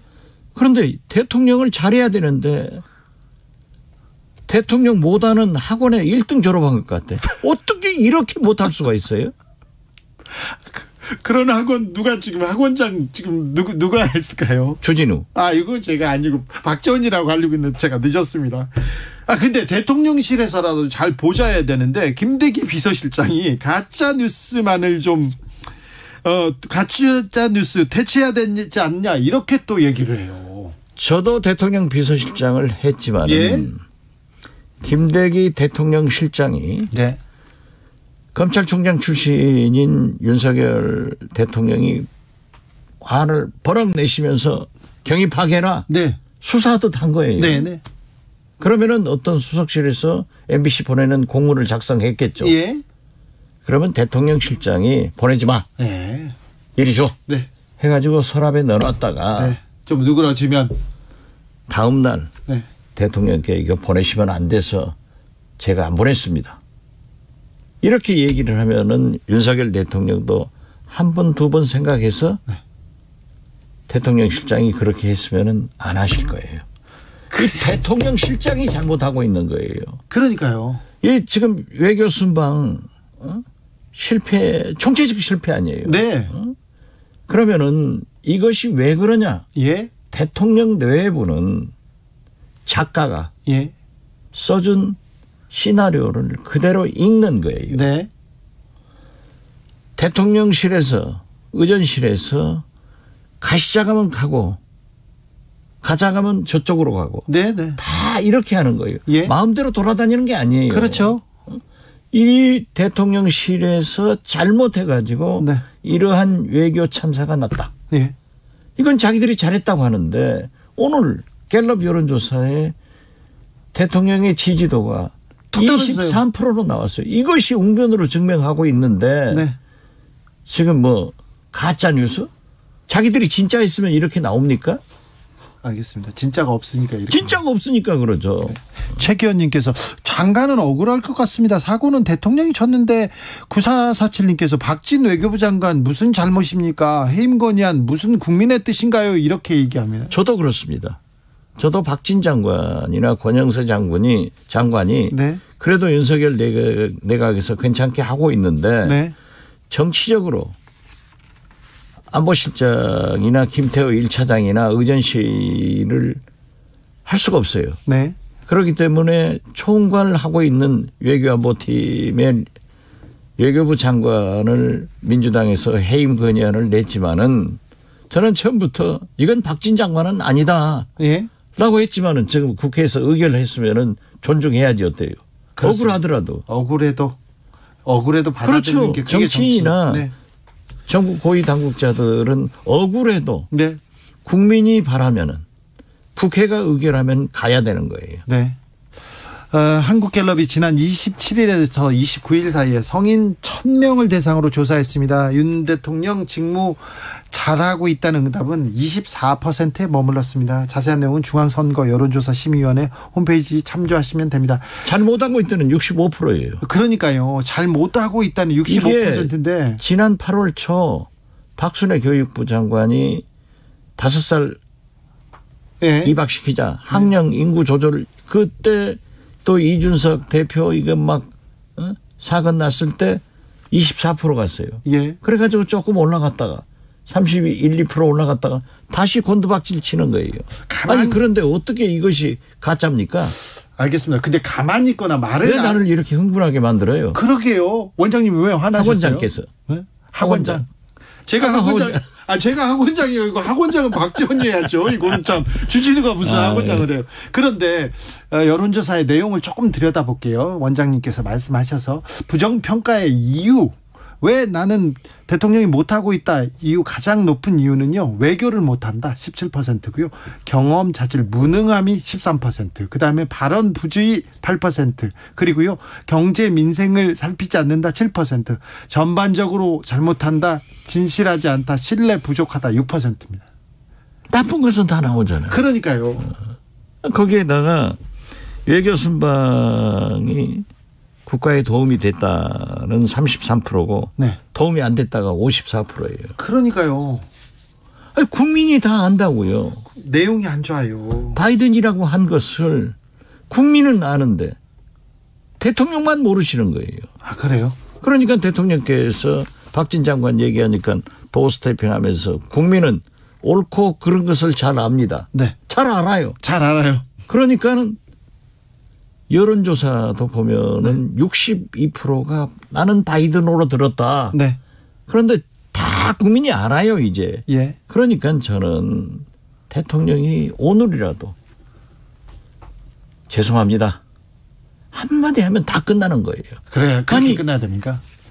한 자리 숫자인 오늘 정리를 하고 가야지 내일 10일 일요일 계속 하면은 경제 또 어디로 가요?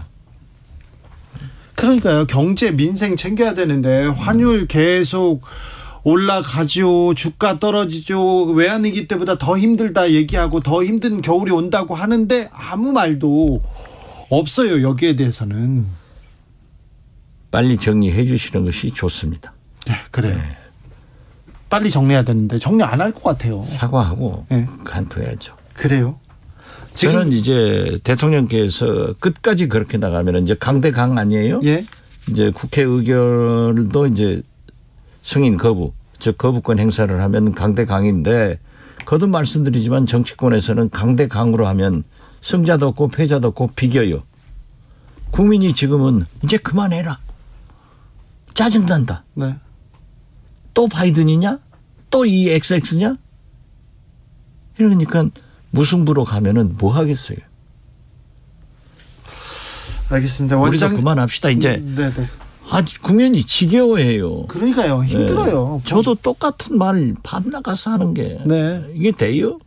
아니 그런데 원장님 바이든으로 들으셨군요. 네? 바이든이라고 들으셨군요.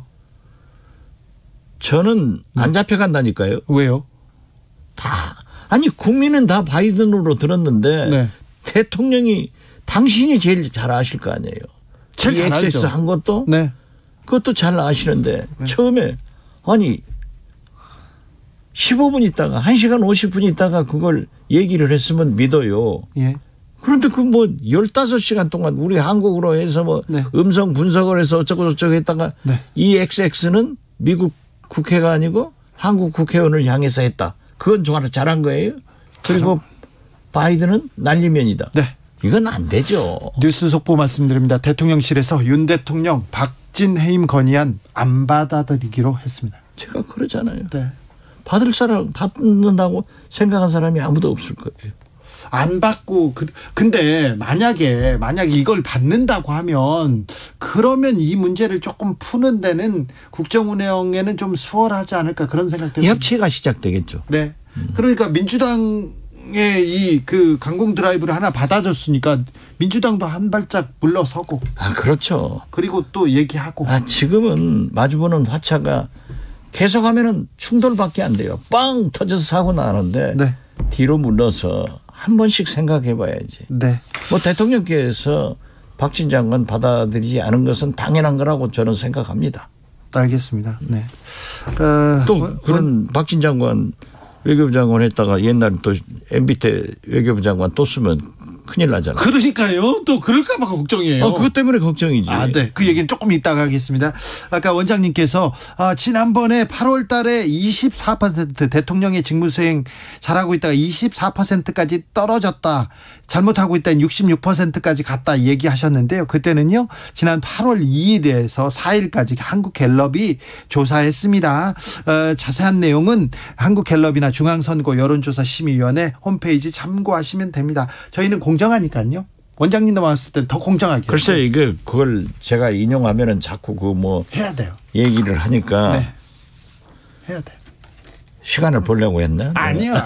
그런 건 아니고. 그런데 아까 말했듯이 자꾸 MB 때 사람을 씁니다. 이주호 MB 교육정책의 입안자였어요. 그때 굉장히 많은 논란도 있었고 비판도 많았는데 다시 씁니다. 김문수 전 경기도지사 또 다시 씁니다. 저는 깜짝 놀랐어요. 이명박 대통령이 대통령 취임했나? 네. 아무리 윤석열 정부가 MB 시즌2라고 거의 정책이 같잖아요. 사람들도 그때 그 사람들. 네. 그런데 참 성공을 위해서는 성공한 정부의 사람들. 네. 그리고 좋은 사람들을 써야 되는데 김대기 실장이 그런 말씀을 했더라고요. 예. 많은 사람을 접촉했지만은 고사한다. 안 하려고요. 할 만한 사람이 내가 왜 윤석열 정부에 들어가서 나까지 망하냐 고사하는 거예요. 그리고 최근에 제가 몇 곳에 출연을 했는데 예. 뭐 다른 곳이니까 얘기를 하지 않겠습니다만은 가는 곳마다 폭발적인 반응. 100만 하루 만에 100만이 접속을 하더라고요. 예. KBS 어제 그제 저녁에 예. 더 라이브 예. 11시에 이재호 국민의힘 상임고문이라고 했는데 이것도 지금 뭐 하루 만에 20몇만이 뷰를 하더라고요. 네네. 이게 제가 인기가 있어서 잘해서가 아니에요. 네. 방금 김대기 실장이 고사하더라. 좋은 인물도 안 올려가고 이러한 것에 유튜브를 많이 봐서 접속하는 것은 그만큼 윤석열 대통령의 민심이 떠나고 있다고 하는 척도예요. 예. 그러니까 이걸 잘 보셔야 된다고요. 잘 봐야죠. 그리고 이게 한쪽 진영, 야당, 언론에서 나를 폄하한다, 나를 비판한다 이렇게 보지 말고 민심이 중도층도 비슷하게 생각하고 있다 이렇게 생각해야 될 텐데. 그렇죠. 그러니까 100만이 넘는 그쪽에 보니까 댓글이 3,500개 뭐 이상이 걸려 있어요. 예. 제가 한번 쭉 보니까 99.99%가 옳다는 거예요. 우리 말이. 예. 윤석열 대통령을 비판하고 있어요. 그래서 이건 심각한 문제인데 왜 나는 아는데 모르실까? 국민들은 아는데 왜? 국민들은 아는데 모르실까? 네. 빨리 이 문제에서 조금 벗어나야 될 텐데 그게 좀 급선무인 것 같습니다. 그 벗어나려면은 윤석열 대통령께서 죄송합니다. 이 5마디만 말씀하시면은 끝. 국민이 이해하죠. 그렇죠. 네. 넘어가야죠. 민생 챙기고 다른 일 해야죠. 이게 국민이 져야 되는지 대통령이 이겨야 되는지 모르겠어요. 국민이 빨리 지고 이렇게 넘어가야 되나요? 그러면? 글쎄. 국민을 이기는 정치인이 있습니까? 없죠. 민심을 이기는 정치는 없어요. 그런데 왜 이 늪에 빠져서 벗어나려고 하지 않을 거야? 그게 대통령을 검사하듯 하니까 그런다. 저는 그렇게 봐요. 여러분들도 그런 논평을 했던데 네. 이 XX 저 XX는 검사는 입에 달고 산다. 네. 10년만 넘으면 그건 뭐 보통 하는 말이다. 습관적으로 그렇게 하는데 이 검사는 제 경우를 보더라도 대법원에서 무죄 판결 났는데 네. 내 담당했던 부장 검사는 그것도 인정하지 않더라니까요. 그 이렇게 자기들만이 옳다는 그렇죠. 아집을 가지고 있어요. 네. 해리스 부통령이 한국에 왔습니다. 그래가지고 인플레이션 감축법 얘기도 하고 다른 얘기도 했을 텐데 지금 따질 게 많잖아요. 우리 챙길 게 많죠. 네. 근데 그런 문제를 가지고 고민을 하고 물가에 대해서 전기세를 가지고 대통령한테서 그런 얘기가 나와야 국민들이 조금 안정감을 찾을 텐데 계속해서 지금 뭐 MBC로 갔다가 MBC가 잘못했다로 갔다가 그다음에 박진 해임 이제 뭐 국회의장 나가라 이렇게 계속 다음 주 국감인데 계속 다음 주에도 이 얘기를 할 것 같아요. 본래 국정감사가 열리면은 야당 판이 되는 거예요. 네. 그러니까 대통령실이나 여당 정부에서는 로키로 야당을 설득하고 잘 해야 되는데 이게 말이 됩니까? 그리고 해리스 부통령 오셔서 네. 소위 인플레이션 감축법에 대한 얘기를 했다. 네. 저는 긍정적으로 봅니다. 네. 그렇지만 전기차 이 문제는 해결이 안 됐어요. 네. 그러나 그 말씀을 하신 것은 바이오까지 포함되기 때문에 말씀을 하신 것은 잘하셨다. 그런데 제가 지금 며칠 전부터 새로이 핵심 광물 안보 파트너십 MSP 이게 지금 바이든 대통령이 한다고요. 네. 그러면은 향후 과제네요. 요소수 사태 같은 것이 일어나요. 예. 우리나라는 특히 중국에서 이러한 희귀 광물질이나 여러 가지 희귀 제품을 수입해서 우리 하이텍을 움직이는데 네. 굉장히 큰 문제가 생겨요. 만약에 이걸 여기에다가 중국산 쓰지 말라고 하면 우리는 큰일 나는데. 지금 못 쓰게 하는 거예요. 그러니까 이게 MSP 법이라고 했는데 지금 니켈 같은 문제가 지금 생겼어요. 예. 그런데 오늘 EU에서는 마찬가지로 중국 제품을 못 쓴다 하면서 리튬, 히토류를 독립선언을 했더라고요. 네. 중국 안 가져온다. 그러나 EU 같은 미국 같은 데는 자기들이 보유하고 있는 광물질이 많고 희귀 상품이 제품이 많지않아서 채울 수 있지만 우리는 안 되죠. 우리는 안 돼요. 예. 그러니까 이게 제일 큰 문제인데 이 말씀을 좀 하셔야 된다라고 제가 모든 언론 매체에 얘기를 했는데 하셨는지 안 하셨는지 모르겠어요. 이런 게 굉장히 큰 문제예요. 이런 문제를 챙기고 이게 국가 경제를 국민 경제를 챙기는 일인데요. 이번에도 보세요. 예. 우리가 KBS 9시 뉴스 어제 그젠가 예. 미 대사관에 죄송합니다. 네. 인플레이션 로비스트를 채용해 가지고 네. 미국은 합법적으로 로비스트 채용하고 있잖아요. 네. 그렇게 했는데 인플레이션 감축법을 통과되는지도 모르고 실패했다. 이렇게 했더라고요. 예. 저도 도대체 미국 대사관에는 산자부, 무역협회, 코트라, 국정원 다 나가 있는데 네. 이걸 어떻게 몰라가지고 전기차 수출에 막대한 지장을 초래하고 있느냐 네. 했더니 KBS 보도가 나가서 그랬는지 어제 미 대사관에서 인플레이션 감축법에 대한 보고를 외교부도 했고 청와대도 돼 있다는 거예요. 네네. 그런데 펠로시 의장 만나기 전에 보고가 됐다는 거예요. 예. 그럼 이 책임이 누구한테 있는 거예요? 네. 그런데 이것은 거듭 말씀드리지만은 제가 국정원장 할 때 요소수 사태 같은 하고 똑같아요. 네. 저희도 중국에서 보고를 받았는데 저도 청와대 보고를 했는데 요소수가 뭔지 잘 몰라가지고 간과했다가 예. 벼락이 떨어져서 네. 문재인 대통령께서 국정원과 산자부 조사해라. 자체 조사해봐라. 우리가 잘못했더라고요. 보고를 받고 우리 요원이 보고를 했고 대사관에서도 우리도 청와대도 했는데 몰랐던 거예요. 아, 그랬어요? 네, 그래서 저는 정보위에 가서 사과를 하고 네. 빨리 지장 없이 그걸 만들어냈어요. 네. 이 싱하이밍 네.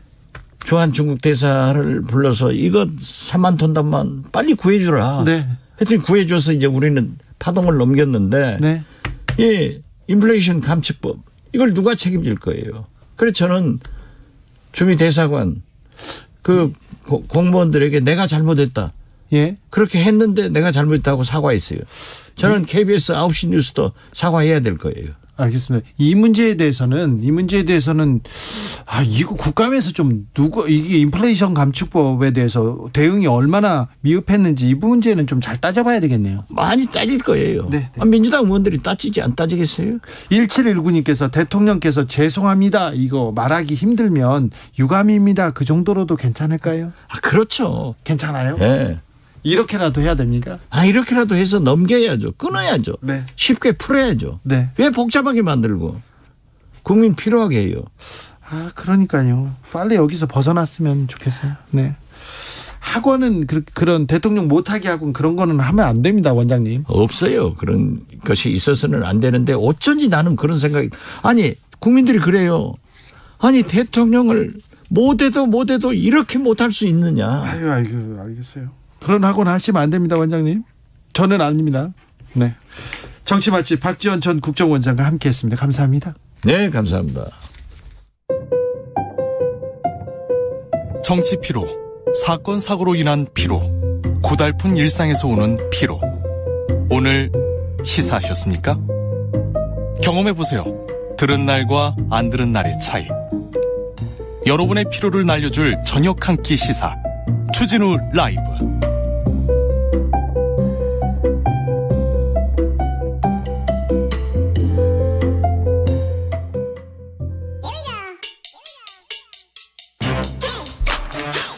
뉴스를 향한 진지한 고민, 기자들의 수다.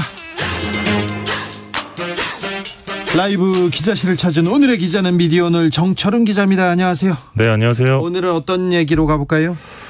요즘 자기 전에 이런저런 생각을 많이 합니다. 예. 이 언론계 돌아가는 것들을. 네. 아무래도 이제 미디어지 기자다 보니까. 네. 근데 2008년에 이명박 정부 첫 해에 예. 그때 KBS, MBC, YTN 모습이랑 윤석열 정부 첫 해 지금 2022년하고 너무 비슷한 게 많아서 닮아도 이렇게 닮을 수 있나 그런 생각을 하면서 잠에 들곤 하고 있습니다. 그때 끔찍한 기억들이 있는데 끔찍한 기억들이 있었어요. 이명박 정부 초기에 제가 방송에서 국정원장 얘기를 하자마자 아침에 했거든요. 점심 때 잘렸어요. 그리고는 그 다음부터는 뭐 블랙리스트다 해가지고 방송 뭐 패널 그런 것도 하나도 못하고 그랬던 적도 있었는데, 자, 그때하고 닮아 있습니까? 예, 일단 YTN을 보면 네. 2008년에 신재민 문체부 차관이 네. 이 조선일보 기자 출신이죠. YTN 공기업 지분을 모두 민간에 매각하기로 했다. 이런 충격 발언을 해서 언론계가 뒤집혔는데 네. 당시 YTN이 낙하산 사장 반대 투쟁을 하고 있었습니다. 기자들이. 예. 그래서 방송사 길들이기 차원 아니냐라는 문제제기가 있었는데, 최근에 이 YTN의 일대 주주인 한전 KDN이 YTN 지분 매각 추진안을 산업부에 제출했습니다. 예.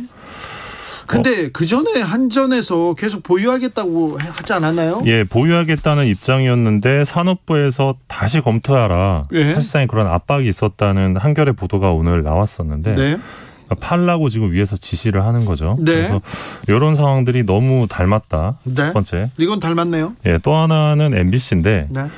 2008년에 이제 굉장히 큰 정권 퇴진 촛불 집회가 있었습니다. 광우병 집회가 있었죠. 예, 그해 5월 MBC PD 수첩 광우병 방송이 결정적이었는데, 당시 한나라당이 조작 방송을 주장하면서 뭐 할 수 있는 걸 다 했습니다. 그러면서 검찰이 이 농림부 장관의 명예를 훼손했다. 그러니까 정부 부처의 명예를 훼손했다면서 PD 수첩 PD들을 기소했고 네.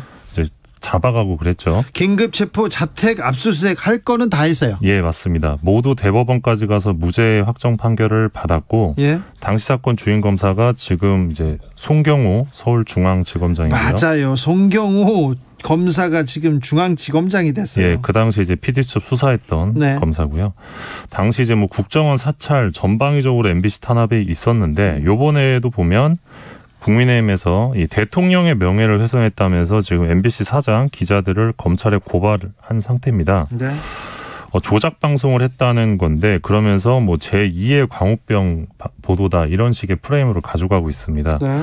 아시겠지만 MBC 같은 경우는 2020년에 이 채널A 검언유착 의혹 보도를 하면서 윤석열 당시 검찰총장과 한동훈 검사장을 상당한 어려움에 빠뜨리기도 했었는데, 악연이 있죠. 예, 그런 점들이 좀 감안이 되지 않았을까라는 생각이 좀 들어서, 자, MBC 상황도 상당히 비슷하다. MBC에 대한 총공세. 또 MBC 얘기는 또 국민의힘 의원들이 계속 얘기합니다. 예, 그러면서 이때도 MBC를 민영화해야 된다라는 주장이 있었는데, 네. 이번에도 또 민영화 얘기가 나오고 있습니다. 권성동 의원이 했죠. 예, 마지막은 KBS인데 네. 2008년 당시 뉴라이트 성향 단체들이 정현주 KBS 사장에 대한 국민감사를 청구해서 감사원이 KBS 특별감사에 착수한 바 있습니다. 맞아요.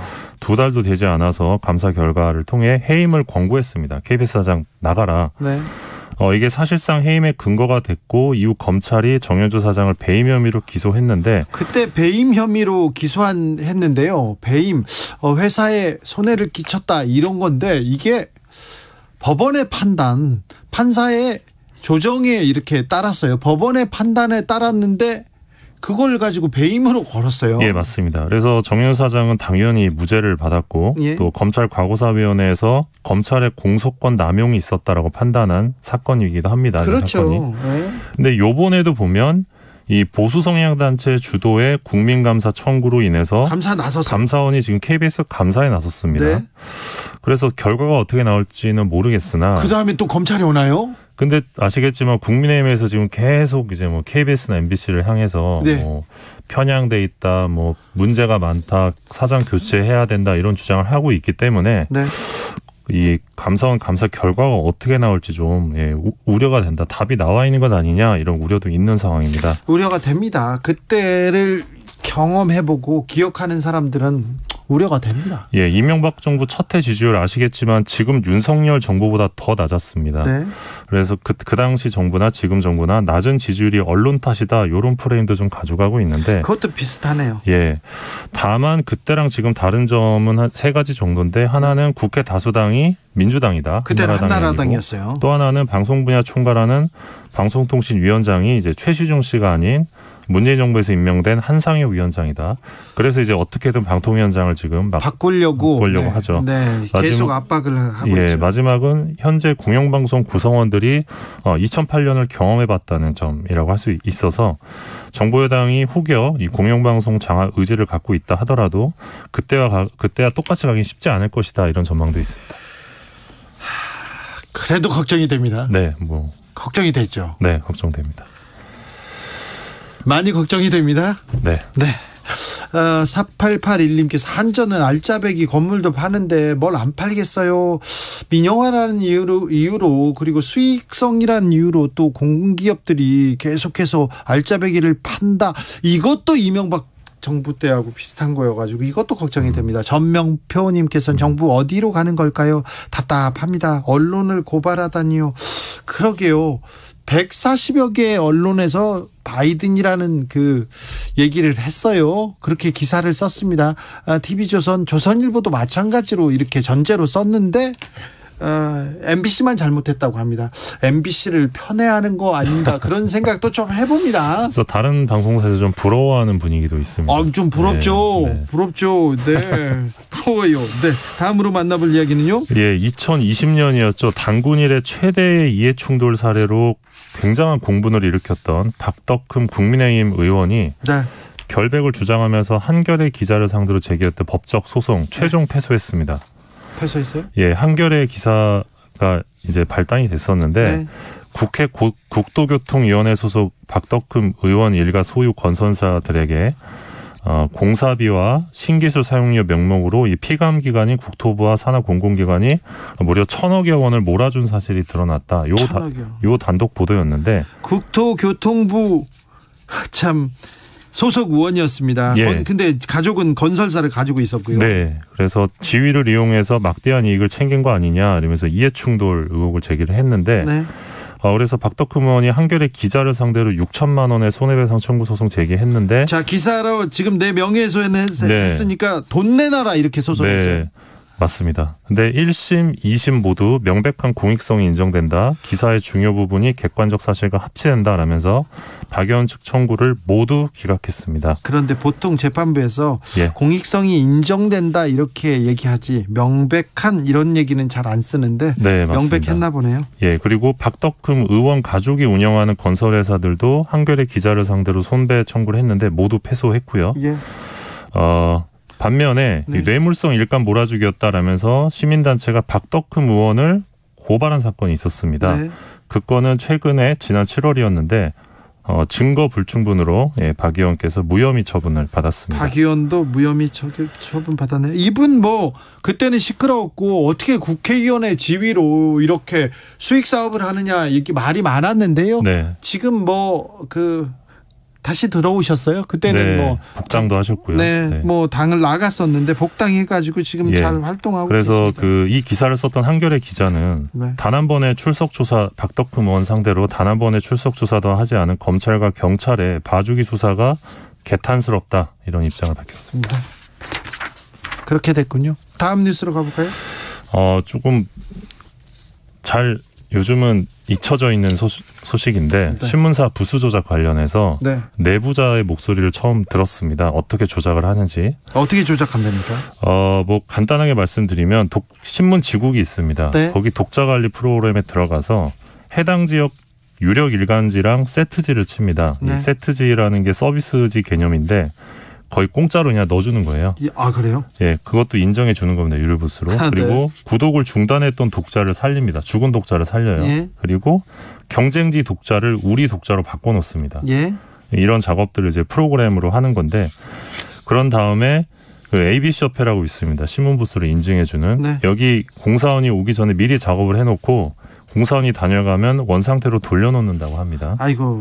예. 부스 조작 방법도 대단하네요. 예. 그리고 이 내부자 말로는 회사에서 목표 부스를 정해놓으면 그대로 결과가 나올 수 있다고 합니다. 그러니까 예를 들어서 우리 회사가 미디어 오늘은 몇 부입니다. 유료 부스가 라고 통보를 하면 ABC협회에서 미디어 오늘 주장이 맞는지 검증을 합니다. 그런데 미디어 오늘이 원하는 대로 그 결과가 나올 수 있다는 건데요.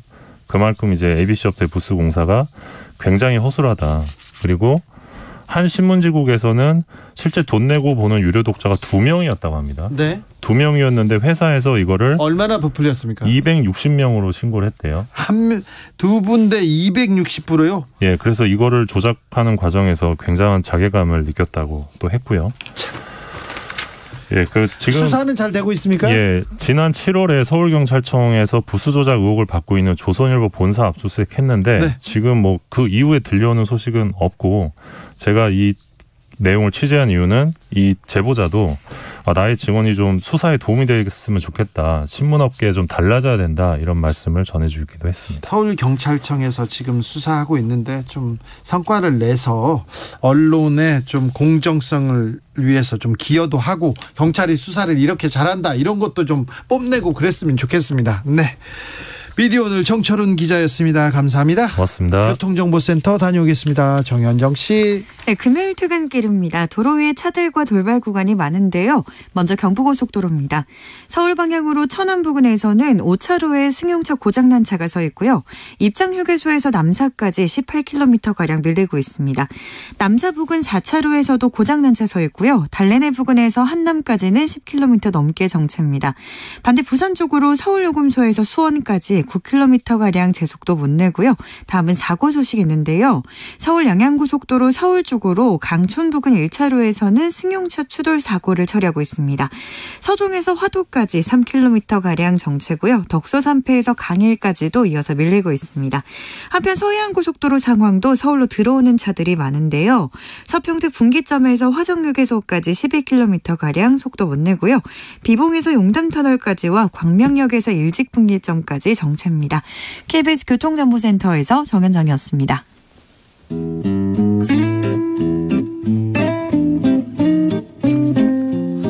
현실의 불이 꺼지고 영화의 막이 오릅니다. 영화보다 더 영화 같은 현실 시작합니다. 라이너의 시사회. 영화 전문 유튜버 라이너 어서 오세요. 네, 안녕하세요. 네, 잘 계시죠? 네, 잘 있습니다. 네, 요즘 어떤 영화 잘 보셨어요? 요즘은 전에 한번 말씀드린 것 같은데 사랑할 땐 누구나 최악이 된다라는 영화가 있는데요. 네. 그 영화를 정말 재밌게 봤습니다. 그래요. 사랑할 땐 누구나 최악이 됩니까? 최악이 된다. 네. 네. 사랑 안 해도 최악이 되는 사람들도 있어요. 네. 네. 자기 말로 최악. 네. 뭐 그런 사람도 있고. 네, 항상 최악인 사람도 있는 것 같습니다. 네네. 그거 말고요. 네. 그리고 또 영화 말고 또 재밌게 본 컨텐츠는요? 재밌게 본 거요. 네. 뭐 최근에는 역시 수리남이라는 네. 드라마 저도 인상적으로 봤습니다. 네. 지난주에 윤종빈 감독이 와가지고 또 설명 잘해줬어요. 네. 자, 네.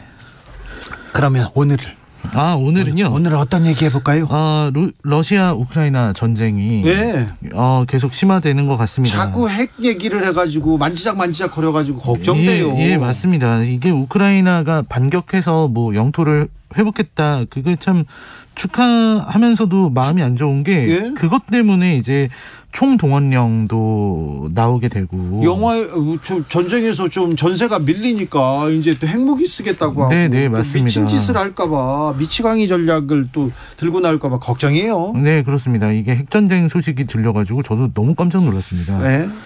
그래서 이런 어떤 러시아 이 동원도 하고 강제로 남성들을 데려가고 있고 핵전쟁 얘기까지 하는 이 러시아를 생각하다가 떠오른 영화가 있습니다. 네. 바로 이 냉전 시대에 있었던 그 아주 무서운 이야기를 다룬 영화입니다. 더 스파이라는 작품입니다. 더 스파이요? 네. 더 스파이.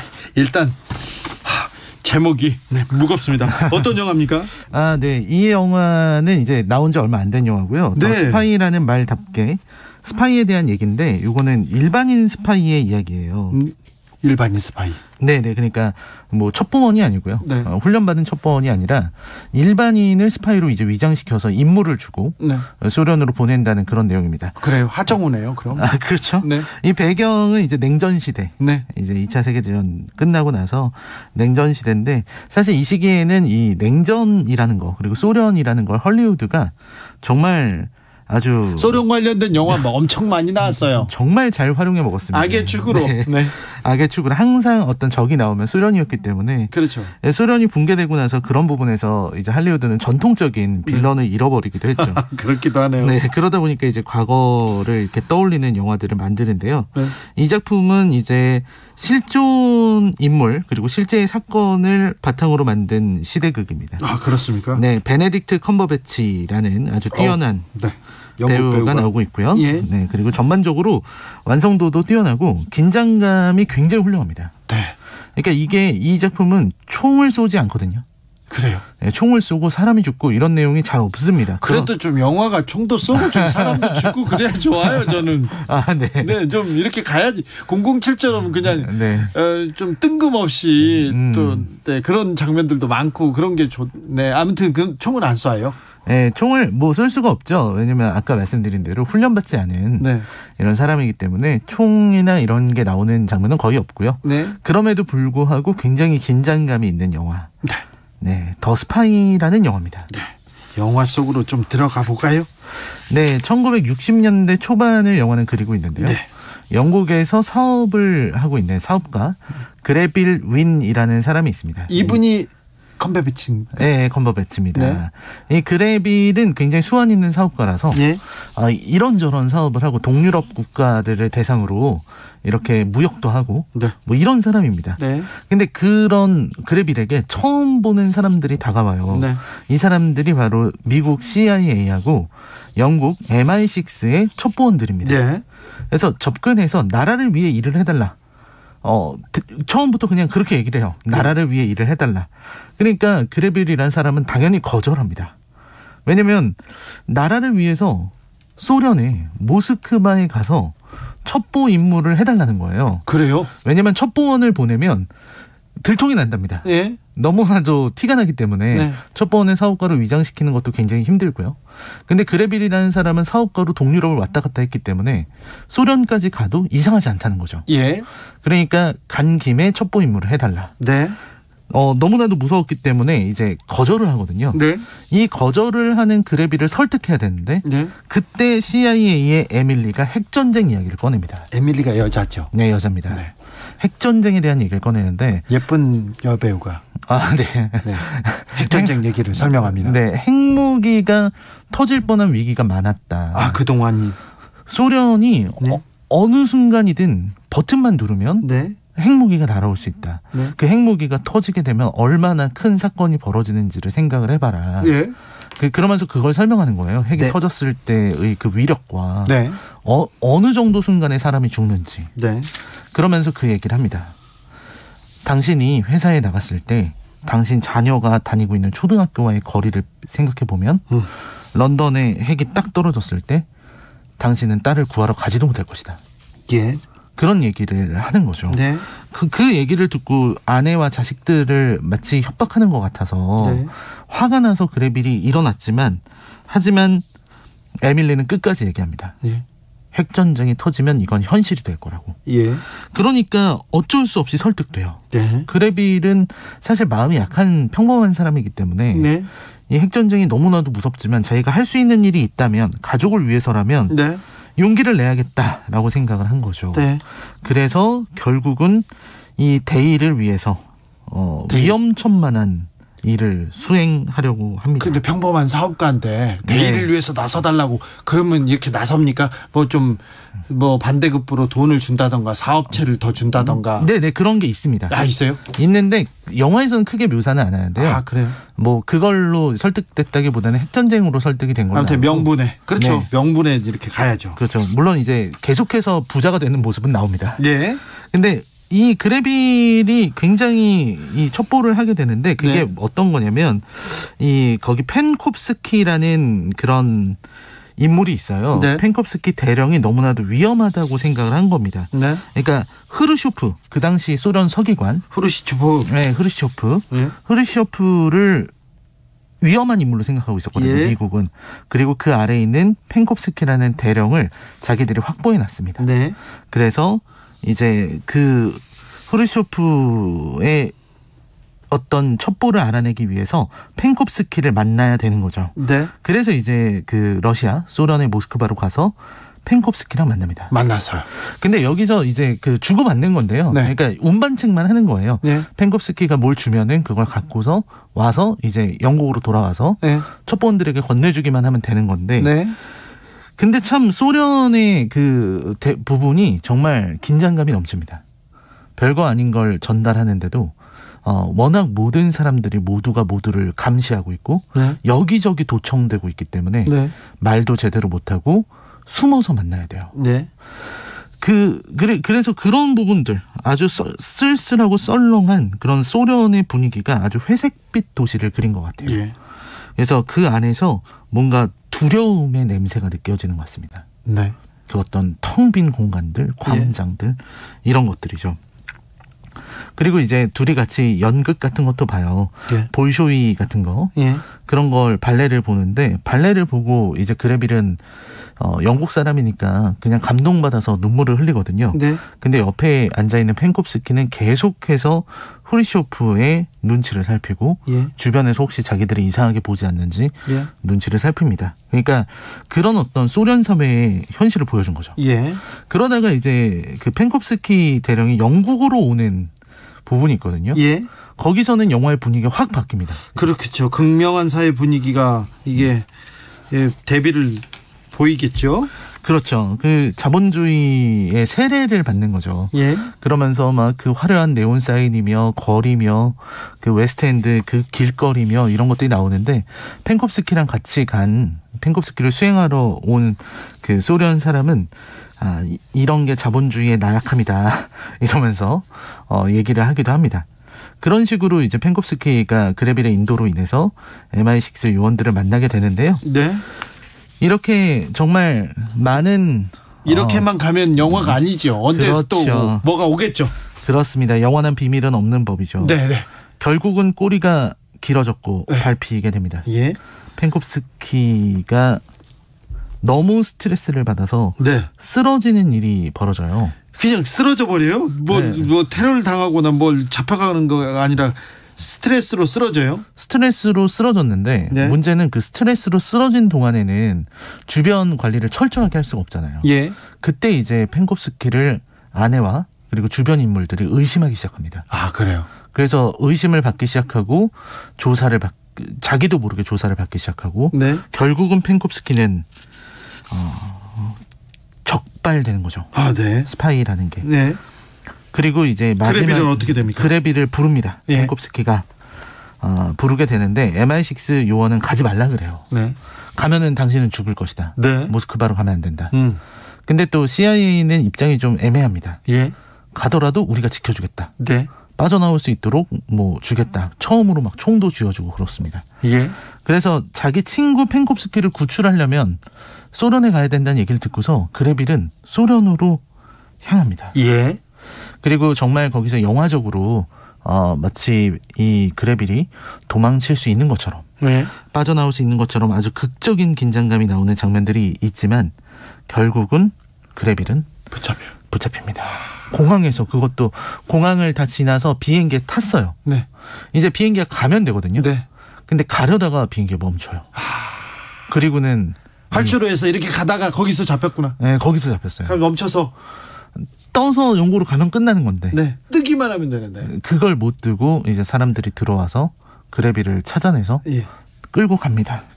수용소로 끌려갑니다. 아, 여기서부터 굉장히 충격적입니다. 그래요. 굉장히 뭐 예측하고 계시겠지만 굉장히 잔인한 고문, 가혹행위. 사실 그런 고문을 그린 장면들이 굉장히 많았지만 더 스파이에서 묘사하는 이 소련 감옥의 이런 어떤 고문은 굉장합니다. 네. 폭력도 엄청나고요. 춥고 더럽고. 네, 더러운 걸 일부러 줘요. 네. 식사라고 부를 수 없는 식사를 하게 만들어요. 네. 그런 부분이 너무 처참한 부분이고요. 그러니까 저런 환경에 있으면 사람이 죽겠구나. 생명을 빼앗길 수밖에 없겠구나. 이런 생각이 절로 듭니다.